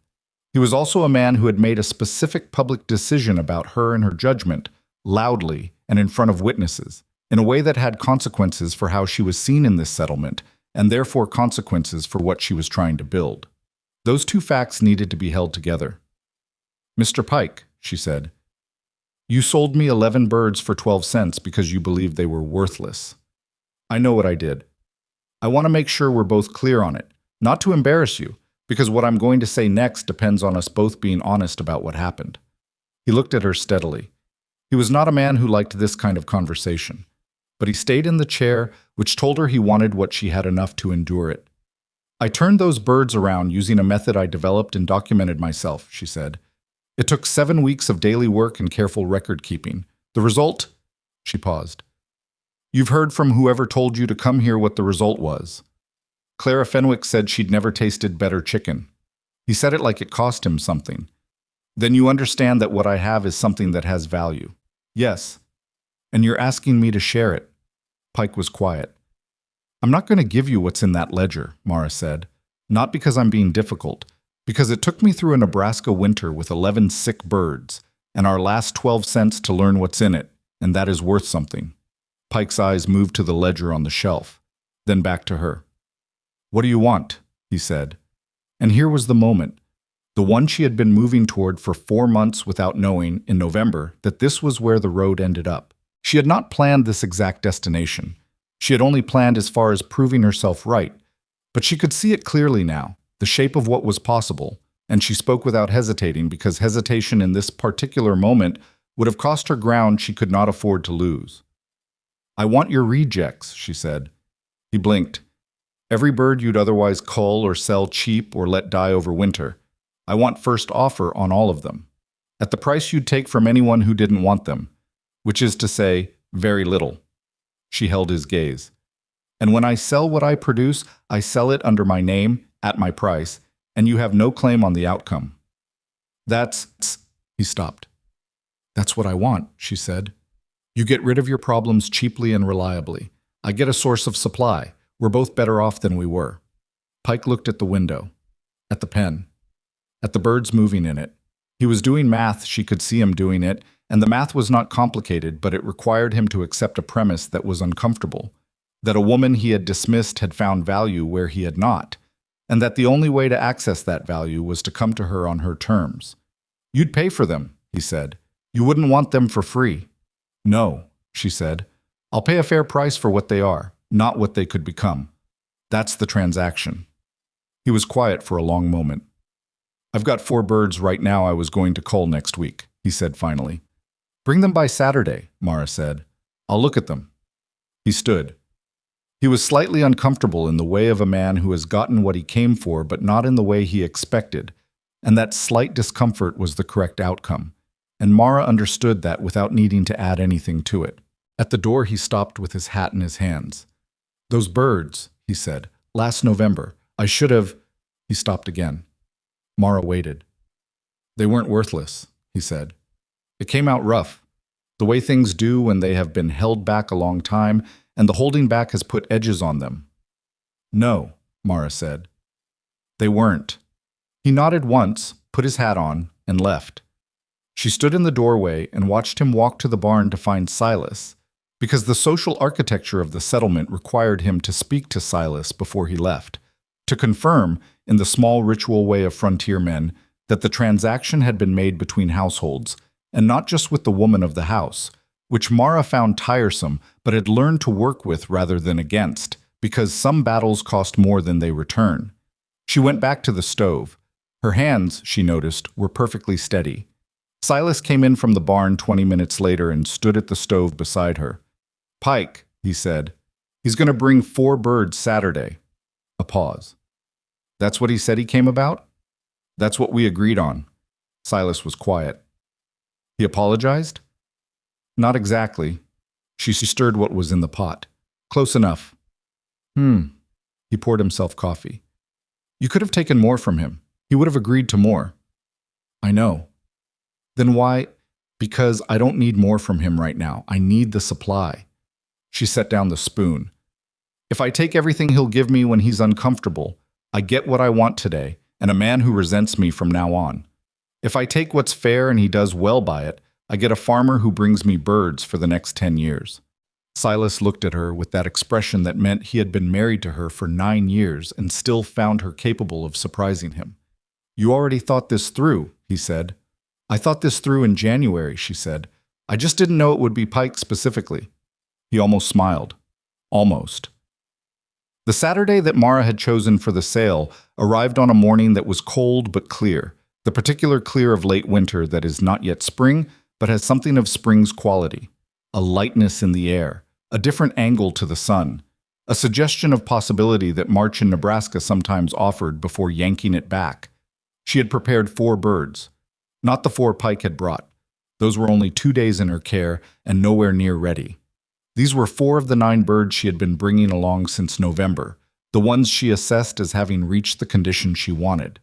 She had processed them Thursday, prepared the seasoning Friday, and been up before light Saturday to start the cooking. The word had gone out through the settlement the way she had allowed it to go. Not a formal announcement, not a notice posted anywhere, but the same organic movement of information that had brought Bessie Holt to her door and eventually brought Pike in his good coat.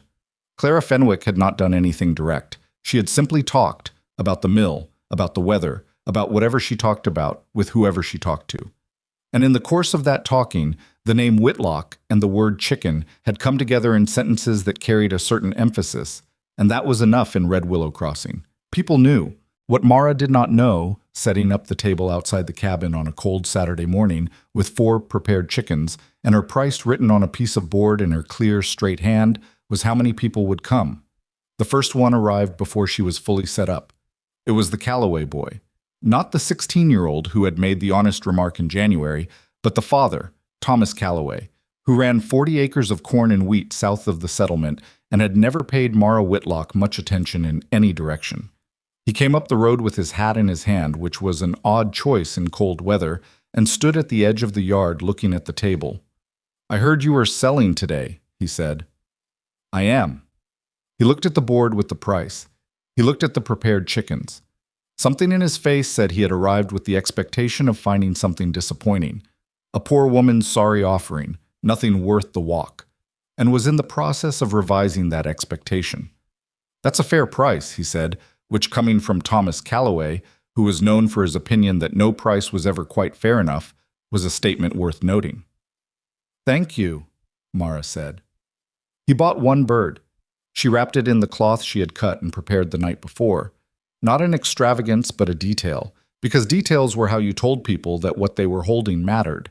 And she handed it across the table and he paid without haggling. The second person arrived while he was still standing there, which was Millicent Hare, who lived on the north side of the settlement and had a large family and a limited budget and had been, in November, one of the women standing near the dry goods window who had shaken her head at the sight of Mara coming down the road.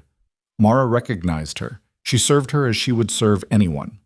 Millicent Hare looked at the remaining 3 birds and looked at Mara and said, in the voice of someone who has decided to say the thing rather than not say it, "Those are Pike's birds." "They were," Mara said. "They're mine now." Millicent looked at her for a moment, and then she looked at the birds, and then she bought one. Then more people came. Not a crowd. This was a Nebraska homestead in March, not a market square. But over the course of the next 2 hours, enough people came down the road from the direction of the settlement that Silas, watching from the barn doorway, lost count somewhere after 7. Some were curious. Some had been sent by their wives.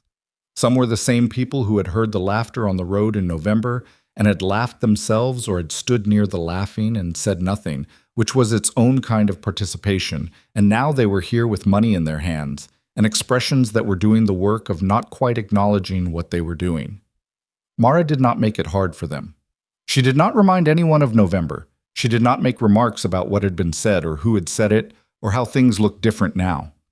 She named the price, answered the questions that were actually about the chickens, how long they'd been raised, what they'd been fed, were there more coming, and let the transaction be what it was, a transaction. But she watched.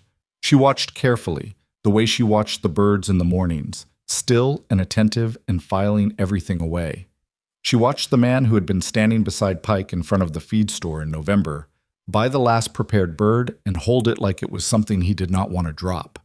She watched Millicent Hare touch the wrapping cloth twice before she put it in her basket. She watched Thomas Calloway stop on his way back down the road and speak to 2 men coming toward the homestead, gesturing back in the direction he'd come from with the expression of a man vouching for something. By noon, the 4 birds were gone. She had not brought out any more because she did not have any more ready. That was a real limitation, not a manufactured scarcity. There was nothing in Mara Whitlock's operating method that involved deception about supply. But the result was the same as manufactured scarcity would have produced. People were being told no, not yet, and being told when they might come back. Before the afternoon was over, 3 families had asked when more would be available. She told each of them, "Give me 3 weeks." Silas came out when the last person had gone down the road and stood beside her at the empty table. She was counting the money, which did not take long because it was not a large amount, but it was an amount, real, substantial, more than 12 cents, more than nothing, more than what they'd had on a November morning that felt both very close and very far away. "Full batch," Silas said. "Full batch," she confirmed, "in 2 hours." "About." He picked up one end of the table to carry it back inside. She picked up the other. "There were some I recognized," he said as they carried it. "I know. People who I know, Silas." He was quiet until they'd gotten the table back through the door and set it down. Then, "You didn't say anything to any of them." "No." "How does that feel?" She thought about it honestly. Not what she was supposed to feel or what would have sounded right. What she actually felt, standing in her cabin with more money in her pocket than they'd had in 6 months, and the knowledge that she had been right. About the birds, about the feeding, about the system, about all of it. Sitting solid in her chest like a stone placed deliberately and not going anywhere. "Like it's not over yet," she said. He looked at her. "I proved it once," she said. "Today was once. I need to do it again and keep doing it until there's nothing left to prove." She set the money on the table and went to the shelf for the ledger. One good sale doesn't fix the barn. It doesn't buy spring seed. It doesn't... "Mara." His voice was quiet. She stopped. "Let it be good for 1 minute," he said. She stood with the ledger in her hands and looked at him. This quiet man with his missing fingers and his patient eyes, who had picked up a hammer instead of telling her she was foolish, who had held her arm in the dark when she was frightened and hadn't made her explain it, who had carried one end of every table she'd ever set up and never once asked her to make herself smaller to make the world more comfortable. She set the ledger down. She sat at the table. She let it be good for more than a minute. Outside the window, the March light was doing its tentative work, laying itself across the yard in thin bars that were not yet warm, but had stopped being hostile. The pen was quiet. Bird H was probably in her corner, standing with that slightly proprietary air she had developed over the winter, as though the pen had become hers through the force of surviving it. Silas put the coffee on.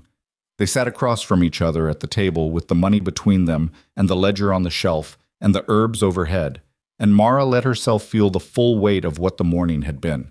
Not just the sale, not just the money, but the people who had come and what their coming meant, and what it said about what she had built from 12 cents and 11 dying birds and 7 weeks of cold and careful work. The neighbors had come to her. They had paid her price. They had asked when they could come back. She had not begged for any of it. She had not explained herself or argued her case or asked for consideration. She had built the thing and let the thing speak. The way she had known from the beginning was the only way that would work. Not just for the sale, but for what came after the sale, for the kind of reputation that lasts rather than the kind that burns bright and fades. The coffee was ready. Silas poured 2 cups and put one in front of her and sat down. "Pike's 4 birds," he said. "How do they look?" "Back to work. Already. Both of them." This was how they were, how they had always been. And she had stopped finding it unromantic years ago because romance had turned out to be, in her experience, a thing that was built from the accumulation of small, practical acts of showing up, not from the moments where you stopped and named what you were feeling. "2 of them will be fine," she said. "The other 2 I'm less certain about. Respiratory history, I think. Need to watch them." "Want me to adjust the pen partition?" "Yes. Move the board 18 inches south. There's more sun on that side in the afternoons now." He nodded, drank his coffee. "I also need to think about volume," she said. 3 families asked when I'd have more. I told them 3 weeks. That means I need more birds coming in before then, or I'm back to the same supply problem. Pike. Pike is one, but I don't want one source. Who else has culls they'd sell cheap? She had been making a mental list since January. She told him. 3 other farms in the area she had identified through the same observation that had identified everything else. Paying attention to what people said without realizing they were saying it, to where the complaining about unproductive stock was highest, to which farms were running costs that didn't match their yields. Silas knew 2 of the 3 farmers personally. The third was a family Mara had done some early summer trading with and had a decent relationship with. They divided the conversations between them. Silas would go to the 2 he knew. Mara would go to the third. This was how the planning worked in the Whitlock household. Not one person directing and the other following, but two people who understood the same problem from different angles meeting in the middle and dividing the work according to who could do each part most effectively. It was not a thing they had ever discussed explicitly. It had simply become how they operated, the way most functional things become functional, through repeated practice and the willingness to adjust when something wasn't working. By the time the coffee was done, the plan for the next 6 weeks was roughed out between them. Not completely, not without gaps, but clearly enough that they both knew what the next morning required. Mara got up and opened the ledger to a fresh page. She wrote the date. Below it, in her clear, straight hand, first sale. 4 birds. Full batch sold before noon. 3 advance orders, 3-week delivery window. Pike supply. 2 birds viable, 2 uncertain. Next supply sources. Identify 3 additional farms by end of month. Below that she wrote, system works. Repeating. She looked at those 2 words for a moment, then she added a third, expanding. She closed the ledger.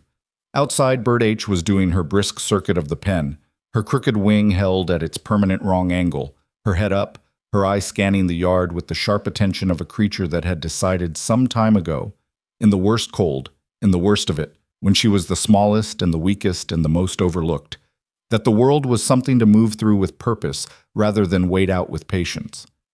Mara had always thought she understood that bird better than the others. Standing at the window watching her, she thought she understood why. The money on the table was not enough to fix everything. Not yet. There was still the barn repair, the seed for spring, the winter stores that had run thinner than she liked, the 100 small deficits that accumulated over a poor season and waited for you on the other side of winter like quiet debts. But it was a beginning that was already something more than a beginning. It was proof, documented and repeatable and growing. And in the morning there would be more work to do, and she would do it. And she would write down everything that happened so that she could do it better the next time, and the time after that, and the time after that. That was the plan. That was always the plan. The 3 weeks she had promised passed the way hard-working weeks do. Not slowly, not quickly, but fully, every hour occupied with something that needed doing, and most of those somethings requiring more from her than a single hour could comfortably hold. The 2 uncertain birds from Pike's second batch, the ones she had flagged for respiratory history, turned out to be exactly as uncertain as she had assessed. One pulled through by the end of the first week, responding to the same steam treatment and herb adjustment she had used on bird K back in December. The other did not. She found it on a Tuesday morning, still and small in the corner of the isolation section, and she stood there for a moment with the lantern and felt the specific quiet weight of losing something you have worked to keep. Not grief exactly. Something more practical than grief, but heavier than indifference. She wrote it in the ledger that evening. Pike Batch 2, Bird 2, Lost Day. 9. Respiratory. Isolation held, no spread. Adjusted ventilation for remaining stock. She did not mention it to Silas that night. He would see the ledger eventually. He always did. What she was managing now was a different kind of problem than the one she had started with in November. November's problem had been survival, keeping 11 dying birds alive through a hard freeze on no money and no certainty that any of it would work. That problem had a clear shape and a clear measure. Either the birds lived or they didn't, either the method worked or it didn't. This new problem was less defined and in some ways harder. She was managing supply against demand. She couldn't fully predict incoming birds at different stages of condition, a feed budget that was real but strained, and the growing awareness that what she had built was starting to outpace the infrastructure she had built it in. The pen Silas had finished in November was sized for 11 birds. She currently had 15 with the understanding that more were coming. Silas had already started on the expansion without being asked, which was how things often worked between them. She thought through a problem until the solution was clear enough that she mentioned it once, and he picked it up from there and did not require it to be mentioned again. She had said, on the evening after the first sale, that they were going to need more pen space before the next supply delivery. The following Saturday, she came out to find him measuring the south wall of the barn with a length of knotted rope. "How much space do you need?" he asked, without looking up from his measuring. "Double what we have," she said. "Maybe more by summer." He moved the rope, made a mark on the barn wall with a piece of chalk. "I'll need more lumber and hardware for the gate." "I know." That's money we don't have yet. I know, but we will have it. Use what I gave you from the sale to start, and I'll cover the rest from the next one. He looked at her then. You're sure about the next one? It was not quite a question and not quite a statement. It was the version of trust that asks for confirmation. Not because it doubts, but because speaking the confidence out loud makes it more solid. Yes, she said, I'm sure. He went back to his measuring. The 3 additional supply sources she had identified through the winter proved out at different rates. The Marfield family, south of the creek, had a standing situation with their older laying hens that had been bothering them since fall. Birds that had dropped off production and were eating more than they were returning, and the Marfields had been putting off the cull because of a vague disinclination to deal with it. Mara went to see Margaret Marfield on a Wednesday, sat at her kitchen table for an hour, drank her coffee, listened to the actual problem rather than the surface version of it, and left with a handshake agreement. Mara would take the underperforming birds off their hands at a price that was low but fair, and the Marfields would have the problem solved without the unpleasantness of dealing with it themselves. She brought 8 birds home from Marfields in 2 trips, which was logistically unpleasant but manageable, and spent the first 3 days assessing them with the same initial evaluation process she had developed over the winter: weight, feather condition, leg and foot health, behavior, eye clarity, respiratory sound. 5 were in reasonable starting condition. 2 had the same stress-related feather loss she had seen in the original November birds. 1 was older than she'd been told, which was not a lie exactly, but was an optimistic characterization, and the older bird's timeline would be longer. She wrote all of it down.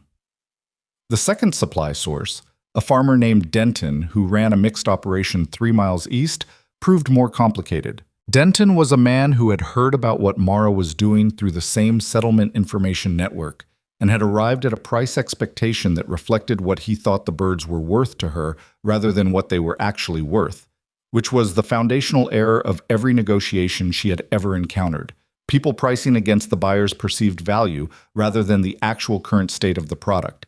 She declined his price, politely, directly, without extended explanation. He came back 2 days later with a lower number. She accepted it. She wrote in the ledger that evening, in the margin next to the Denton entry, "Hold the number.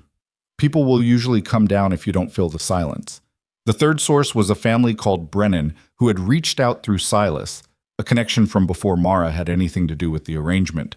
And those birds arrived in the best condition of any she had taken in since November, which meant less rehabilitation time and a faster return, but also meant she needed to be careful about not overpaying based on the better starting point, because her margin was in the difference between acquisition cost and quality outcome, and that margin needed to be consistent to sustain the system. She was learning, in the practical daily way that no book she had ever read had taught her, what a business actually required, not the romantic version of it, the idea of a person with a gift who discovers their calling and flourishes, but the unglamorous operational reality of it, which involved watching costs with the kind of attention most people reserve for things they find interesting, which Mara did not naturally find numbers interesting but was training herself to engage with them as seriously as she engaged with the birds, because the numbers were just a different kind of record of what was alive and what was dying. The second sale came on a Saturday in late March. By then she had 7 birds ready, 3 more than the first sale, which was the right direction, though still not enough to fill all the advance requests she'd taken. She had told the 3 families from the first sale that she had limited supply and would fill requests in the order they'd asked, which was true, and was also the kind of operational detail that communicated that what she was selling was something worth waiting for.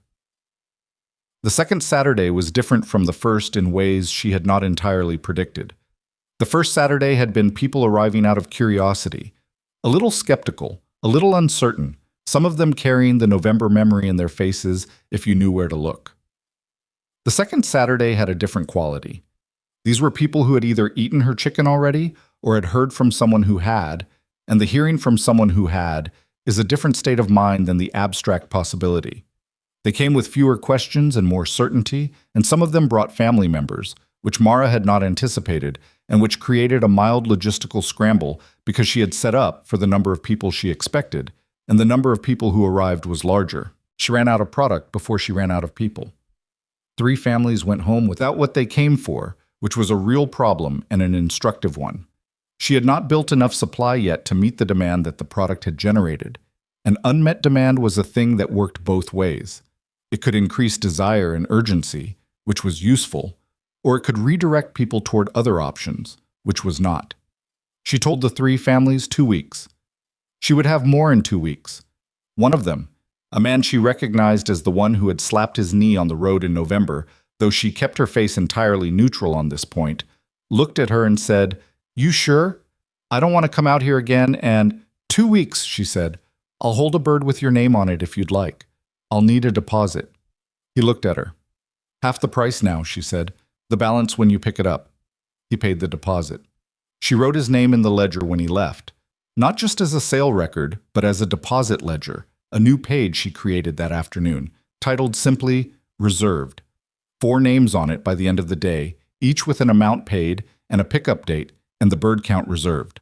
Silas found her working on it that evening. "You're taking orders now," he said. "I'm taking deposits," she corrected. "There's a difference.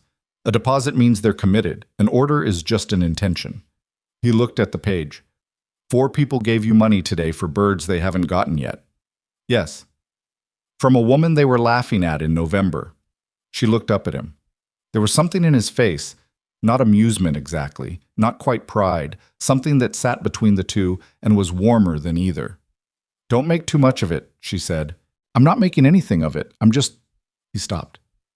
"I knew you were right, in November. I knew it when I picked up the hammer." "You didn't know," she said. "Neither did I. Not completely." "I knew enough." He sat down across from her. "That's usually all you get." They sat with that for a moment. Outside, through the window, the last of the March light was going down in a way that was different from November's light. Not hostile, not threatening, carrying the first suggestion of the longer days that were coming. The pen was expanded now, the new section of it still smelling of fresh-cut lumber, and 21 birds moved in it with the collective purpose that well-fed, properly managed poultry has. Not chaotic, not frantic, but busy in the specific way of animals that are in reasonable condition and know where their next meal is coming from. Bird H was in the original section. She always stayed in the original section. Mara had never moved her to the expanded pen, and she was not entirely certain why, except that the original pen was where they had both survived the hardest part, and that seemed like it mattered in some way she could not fully explain and did not try to. Spring came in April, the way it comes in Nebraska, tentatively, with reversals, with one warm week followed by a return of cold that made you feel foolish for having believed the warm week. But the reversals were shorter each time, and by early May the ground had committed to thawing and the days had committed to being longer, and the whole quality of the light had shifted in a way that changed what was possible. What was possible now was the barn. Silas had been watching the barn roof with the expression of a man counting days since late winter. The look of someone who knows a reckoning is coming and is calculating how much time he has before it becomes urgent, rather than merely serious. The southeast corner of the roof had a slow rot in 2 of the support beams that he had been managing with temporary bracing and careful avoidance of loading that corner with anything heavy. The roof could not be managed through another winter. The money from the sales, 4 now, each one larger than the last, each one with a deposit list that filled before the pickup date, had built to the point where Mara could look at a number on the ledger page she had titled "Accumulated" and feel something she had not felt in a very long time. Not comfort, exactly, but the opposite of the specific fear that comes from having nothing between you and catastrophe. She and Silas sat at the table in early May with the accumulated page open between them and divided the number into what it needed to do. Barn roof first. That was not optional. Then spring seed, because without seed there was no fall harvest, and without fall harvest the winter stores were short again, and they would be back in the same position they'd started from. Then the feed cost through summer, which she had calculated with more precision than she'd had in November, because she had months of actual consumption data in the ledger now, and could project forward with real numbers rather than estimates. What was left after those 3 things was not large, but it existed. It was a remainder rather than a deficit, and that distinction was the difference between a margin and a hole, and Mara had spent enough time in the hole to know which she preferred. "We can do the roof in June," Silas said. I can get Calloway's oldest boy to help with the heavy work. He's been asking about earning wages. Pay him fairly, Mara said. I always pay fairly. I know, I'm just saying it. He nodded. Seed by the 15th.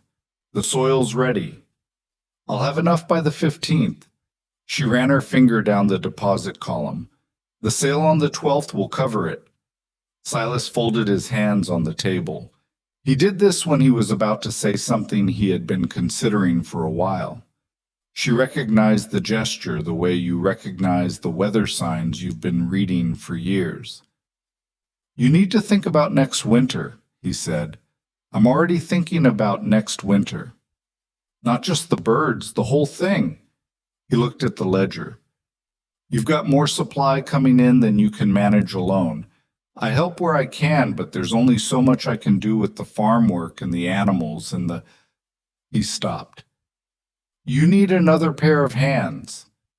She had been circling this thought for 2 weeks without letting herself land on it, because landing on it meant committing to a scale that still felt presumptuous even after everything she had built.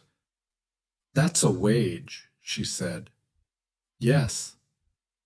I'd need to sustain enough volume to justify a wage consistently, not just on good weeks.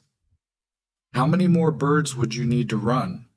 She had already done the math, which was how she knew she had been circling the thought. 40 to 50 in rotation at any given time. With the turnover rate I've established, that means consistent sales twice a month rather than once, and a supply pipeline that doesn't depend on any single source. She paused. It's possible. The demand is there. Calloway asked me last week about a standing order.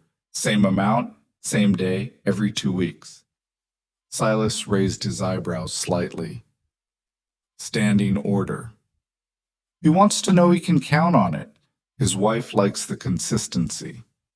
And can you fill a standing order? Not yet. She looked at the window.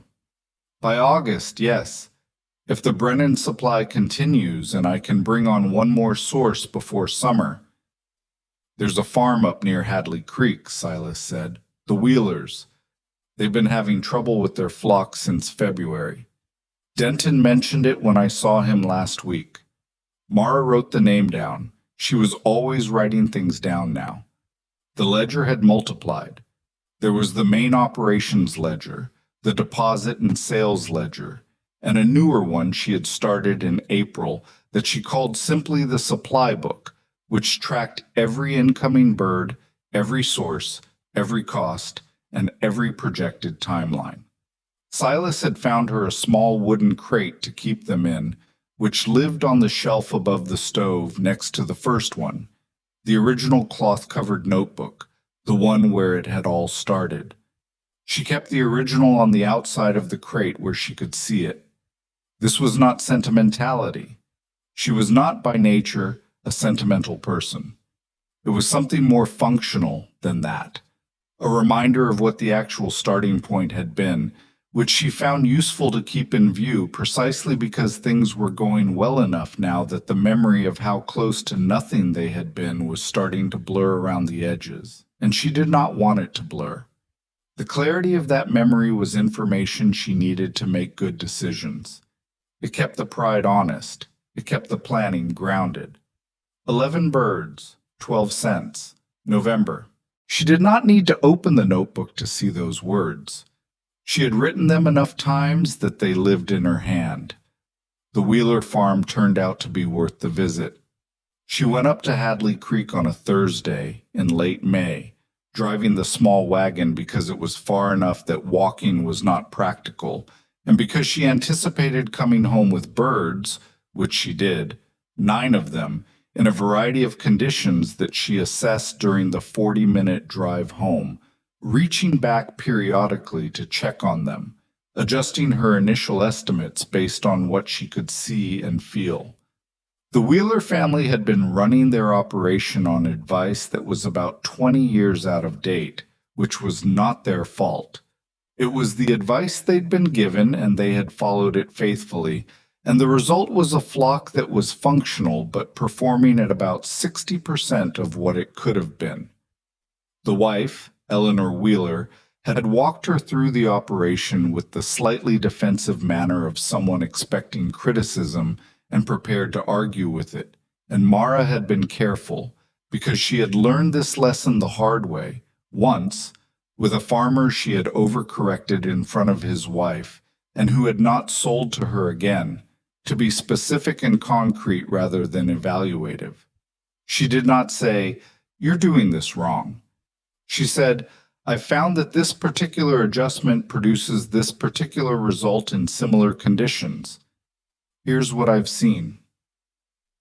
Eleanor Wheeler had listened with her arms crossed, and then, gradually, uncrossed them, and by the end of the visit was asking Mara questions that were genuine rather than defensive.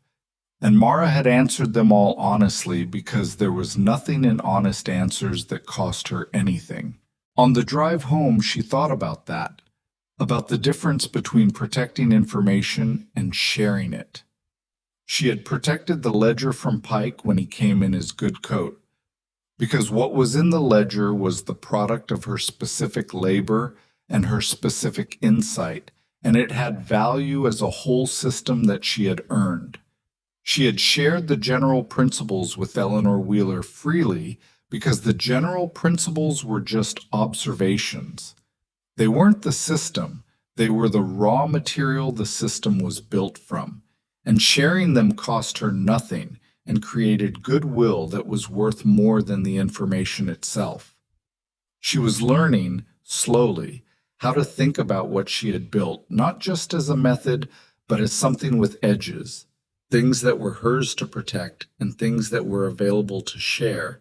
And the difference between them was not always obvious, but was always worth working out carefully. June brought the barn roof, which was a 3-day operation involving Silas, the Callaway boy, a big, good-natured young man named Eli, who worked hard and asked useful questions and ate an alarming amount at the midday meal, and 2 other men from the settlement who Silas had arranged to help in the way of labor exchange that frontier communities operated on, where today's help became credit against future need. Mara fed them all at midday. She cooked chicken. She did not do this with any particular intention of performance. She did it because it was what she had, and because feeding men who were working on your barn was basic decency. But the result was that 4 men sat at her table or on the step outside eating what she prepared and making the involuntary sounds that food makes people make when it exceeds their expectations. And when they went back to work, they were talking, and what they were talking about was the chicken. By the end of the 3rd day, when the new roof boards were in place, and Eli Callaway was driving 2 of the men back toward the settlement in the wagon, she overheard one of them, a farmer named Rudd who had known her for 3 years and had never had occasion to say much to her directly, telling Eli that Mrs. Whitlock's operation was something people were going to be talking about for a long time. She was carrying a bucket across the yard when she heard it, and she kept walking, but she held it.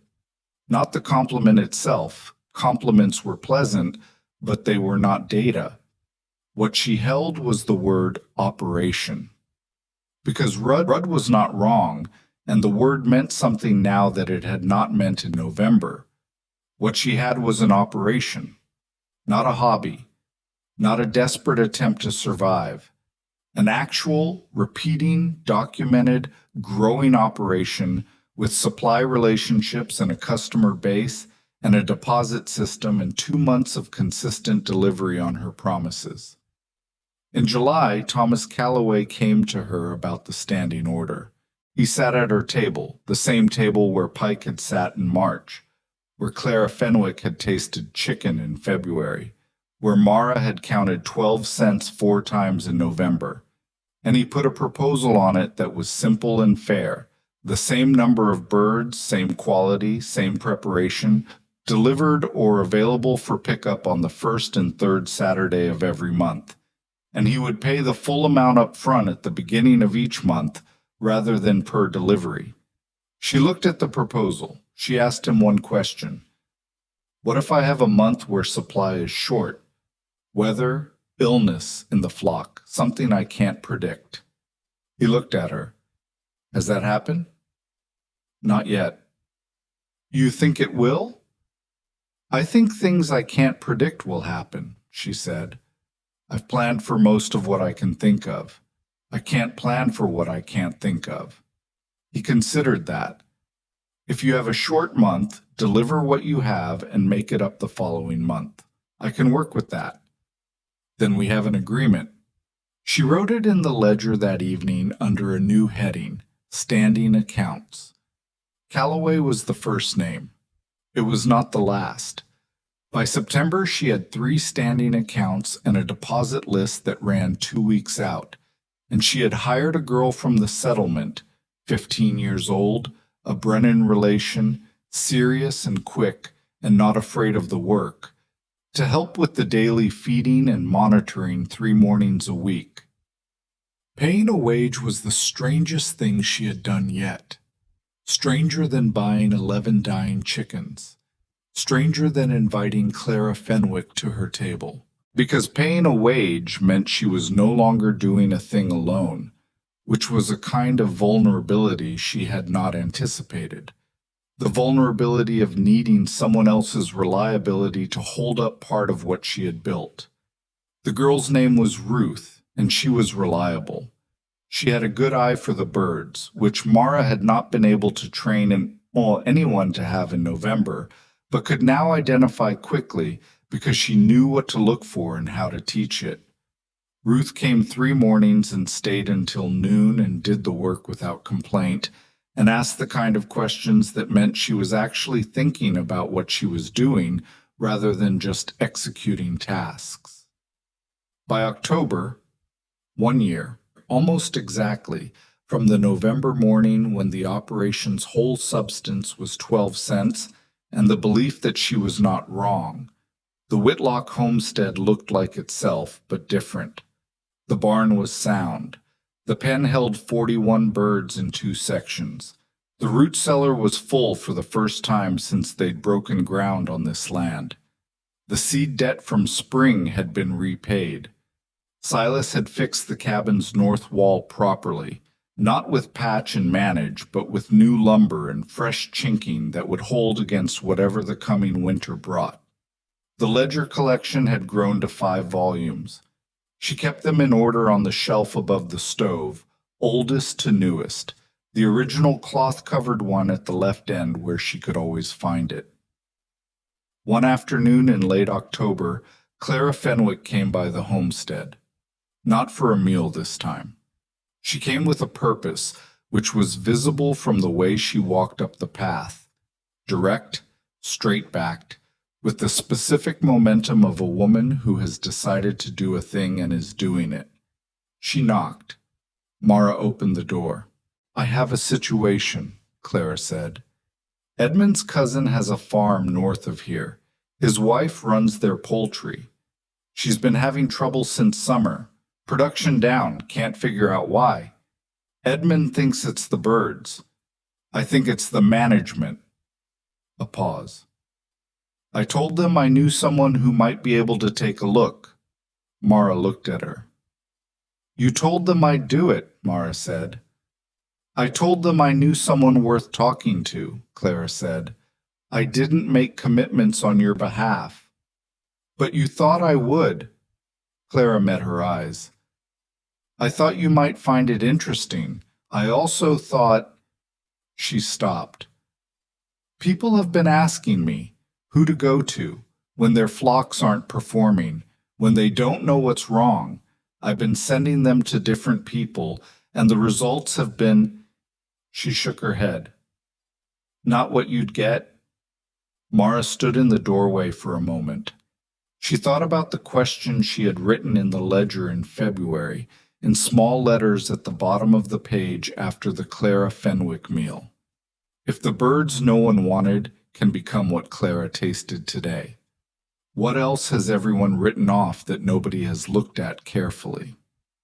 She had never answered that question directly. She had been too busy building what was immediately in front of her to look at where it was pointing.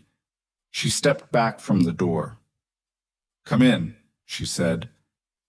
"Tell me about the situation."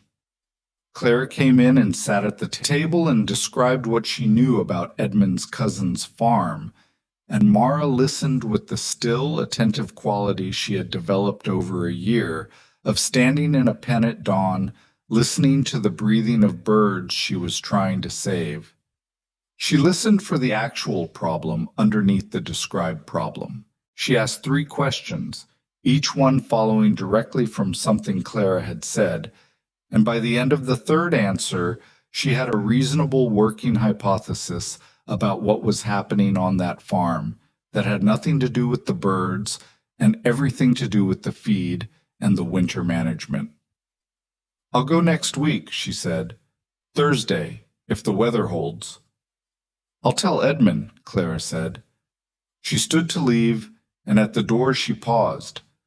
Not the way Pike had paused in March, with something rough and unresolved, but with the clean pause of someone who has something direct to say and is choosing the right words for it. "I want you to know," Clara said, "that I have been correcting people since February. When I hear the wrong version of things, about you, about last November, about—" She stopped. "I want you to know I've been doing that." Mara looked at her. "I know," she said. Clara's expression shifted slightly. "You knew?" "Word travels in Red Willow Crossing," Mara said. "It always has." Clara almost smiled. "Yes," she said, "it does."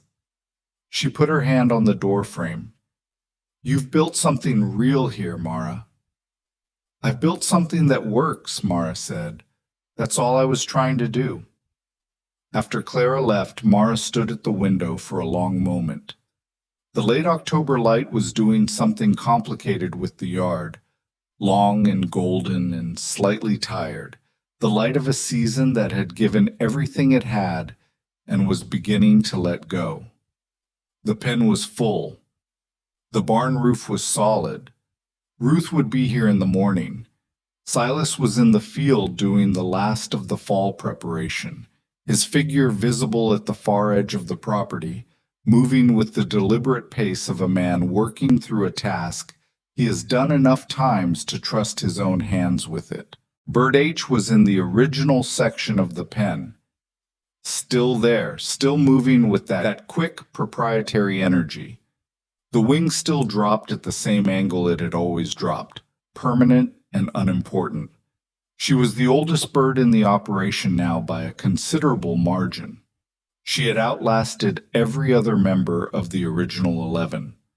The 2 roosters were gone, eaten on that February Saturday that had changed everything. The others had cycled through over the year. But Bird H had never been selected for the table. Mara had never explicitly decided not to select her. It had simply never happened, and she had stopped pretending that was an accident.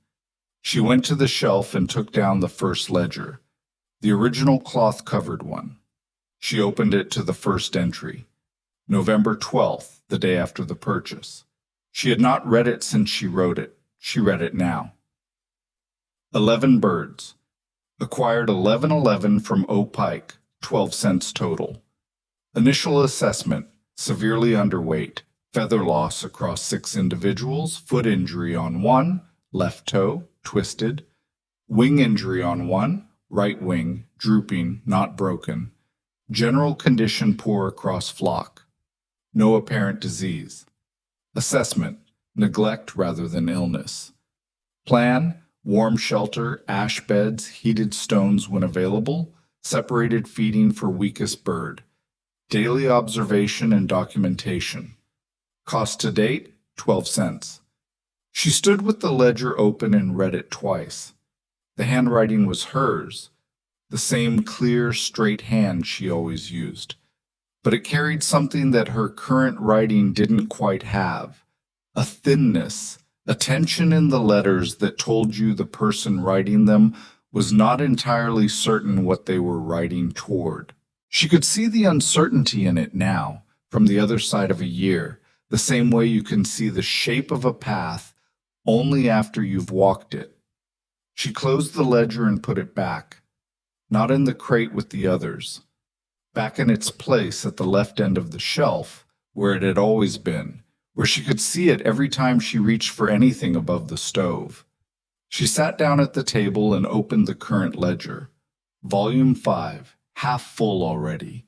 The entries dense and precise and considerably more confident in their language than the first one. And she wrote the date, and below it, Clara Fenwick. Wheeler Farm Situation. Thursday. Expand consultation capacity? Note for next planning session. She paused. Then, below that, she wrote something she had not written before and did not plan, but which arrived in her hand the way true things sometimes do without being called. What we had in November: 12 cents, 11 birds, no one wanted, 1 hammer, 1 ledger. What we built from that? A system. What the system is: attention, documentation, patience, and the refusal to accept that something is worthless because everyone agrees it is. Nothing else. That is the whole of it. She looked at what she had written, then she added one more line. It was never about the chickens. She set down the pencil. Outside, Silas was coming back from the field. She could see him crossing the yard, his coat dark against the October light, moving the way he moved, steady and unhurried. He would come in and wash his hands at the basin and pour coffee and sit across from her, and they would talk about Thursday and the Wheeler farm and what she expected to find and how to approach it. And then they would talk about the winter planning and the supply for November and the deposit list and whether Ruth could come 4 mornings instead of 3. And all of that was the actual texture of the life they were building. Not dramatic, not especially visible from the outside, but real in the way that things you build with your hands and your attention and your refusal to give up are real. It stays. What you build that way, it stays. Silas came through the door and looked at her at the table with the ledger open and the lamp lit against the afternoon darkening, and he said nothing because she was clearly in the middle of something, and he went to the basin and washed his hands. Thursday, she said. Clara wants me to go look at a farm north of here. I heard her come by, he said. What's the situation? She told him. He poured 2 cups of coffee and brought them to the table and sat down across from her and listened, and asked 2 questions, and the second one led to a planning discussion that lasted until supper and covered Thursday's visit and the November supply and the question of Ruth's hours and the barn's winter preparation and 3 other things that needed decisions before the cold came back. They worked through all of it. They always worked through all of it. That was the arrangement. Not stated, not celebrated, just practiced every day until it was as solid and ordinary as the table they sat at, and the lamp between them, and the 5 ledgers on the shelf, and the sound of 41 birds settling in the pen outside as the October dark came in and the season turned again toward winter, toward the cold, which had once been the thing that almost took everything from them,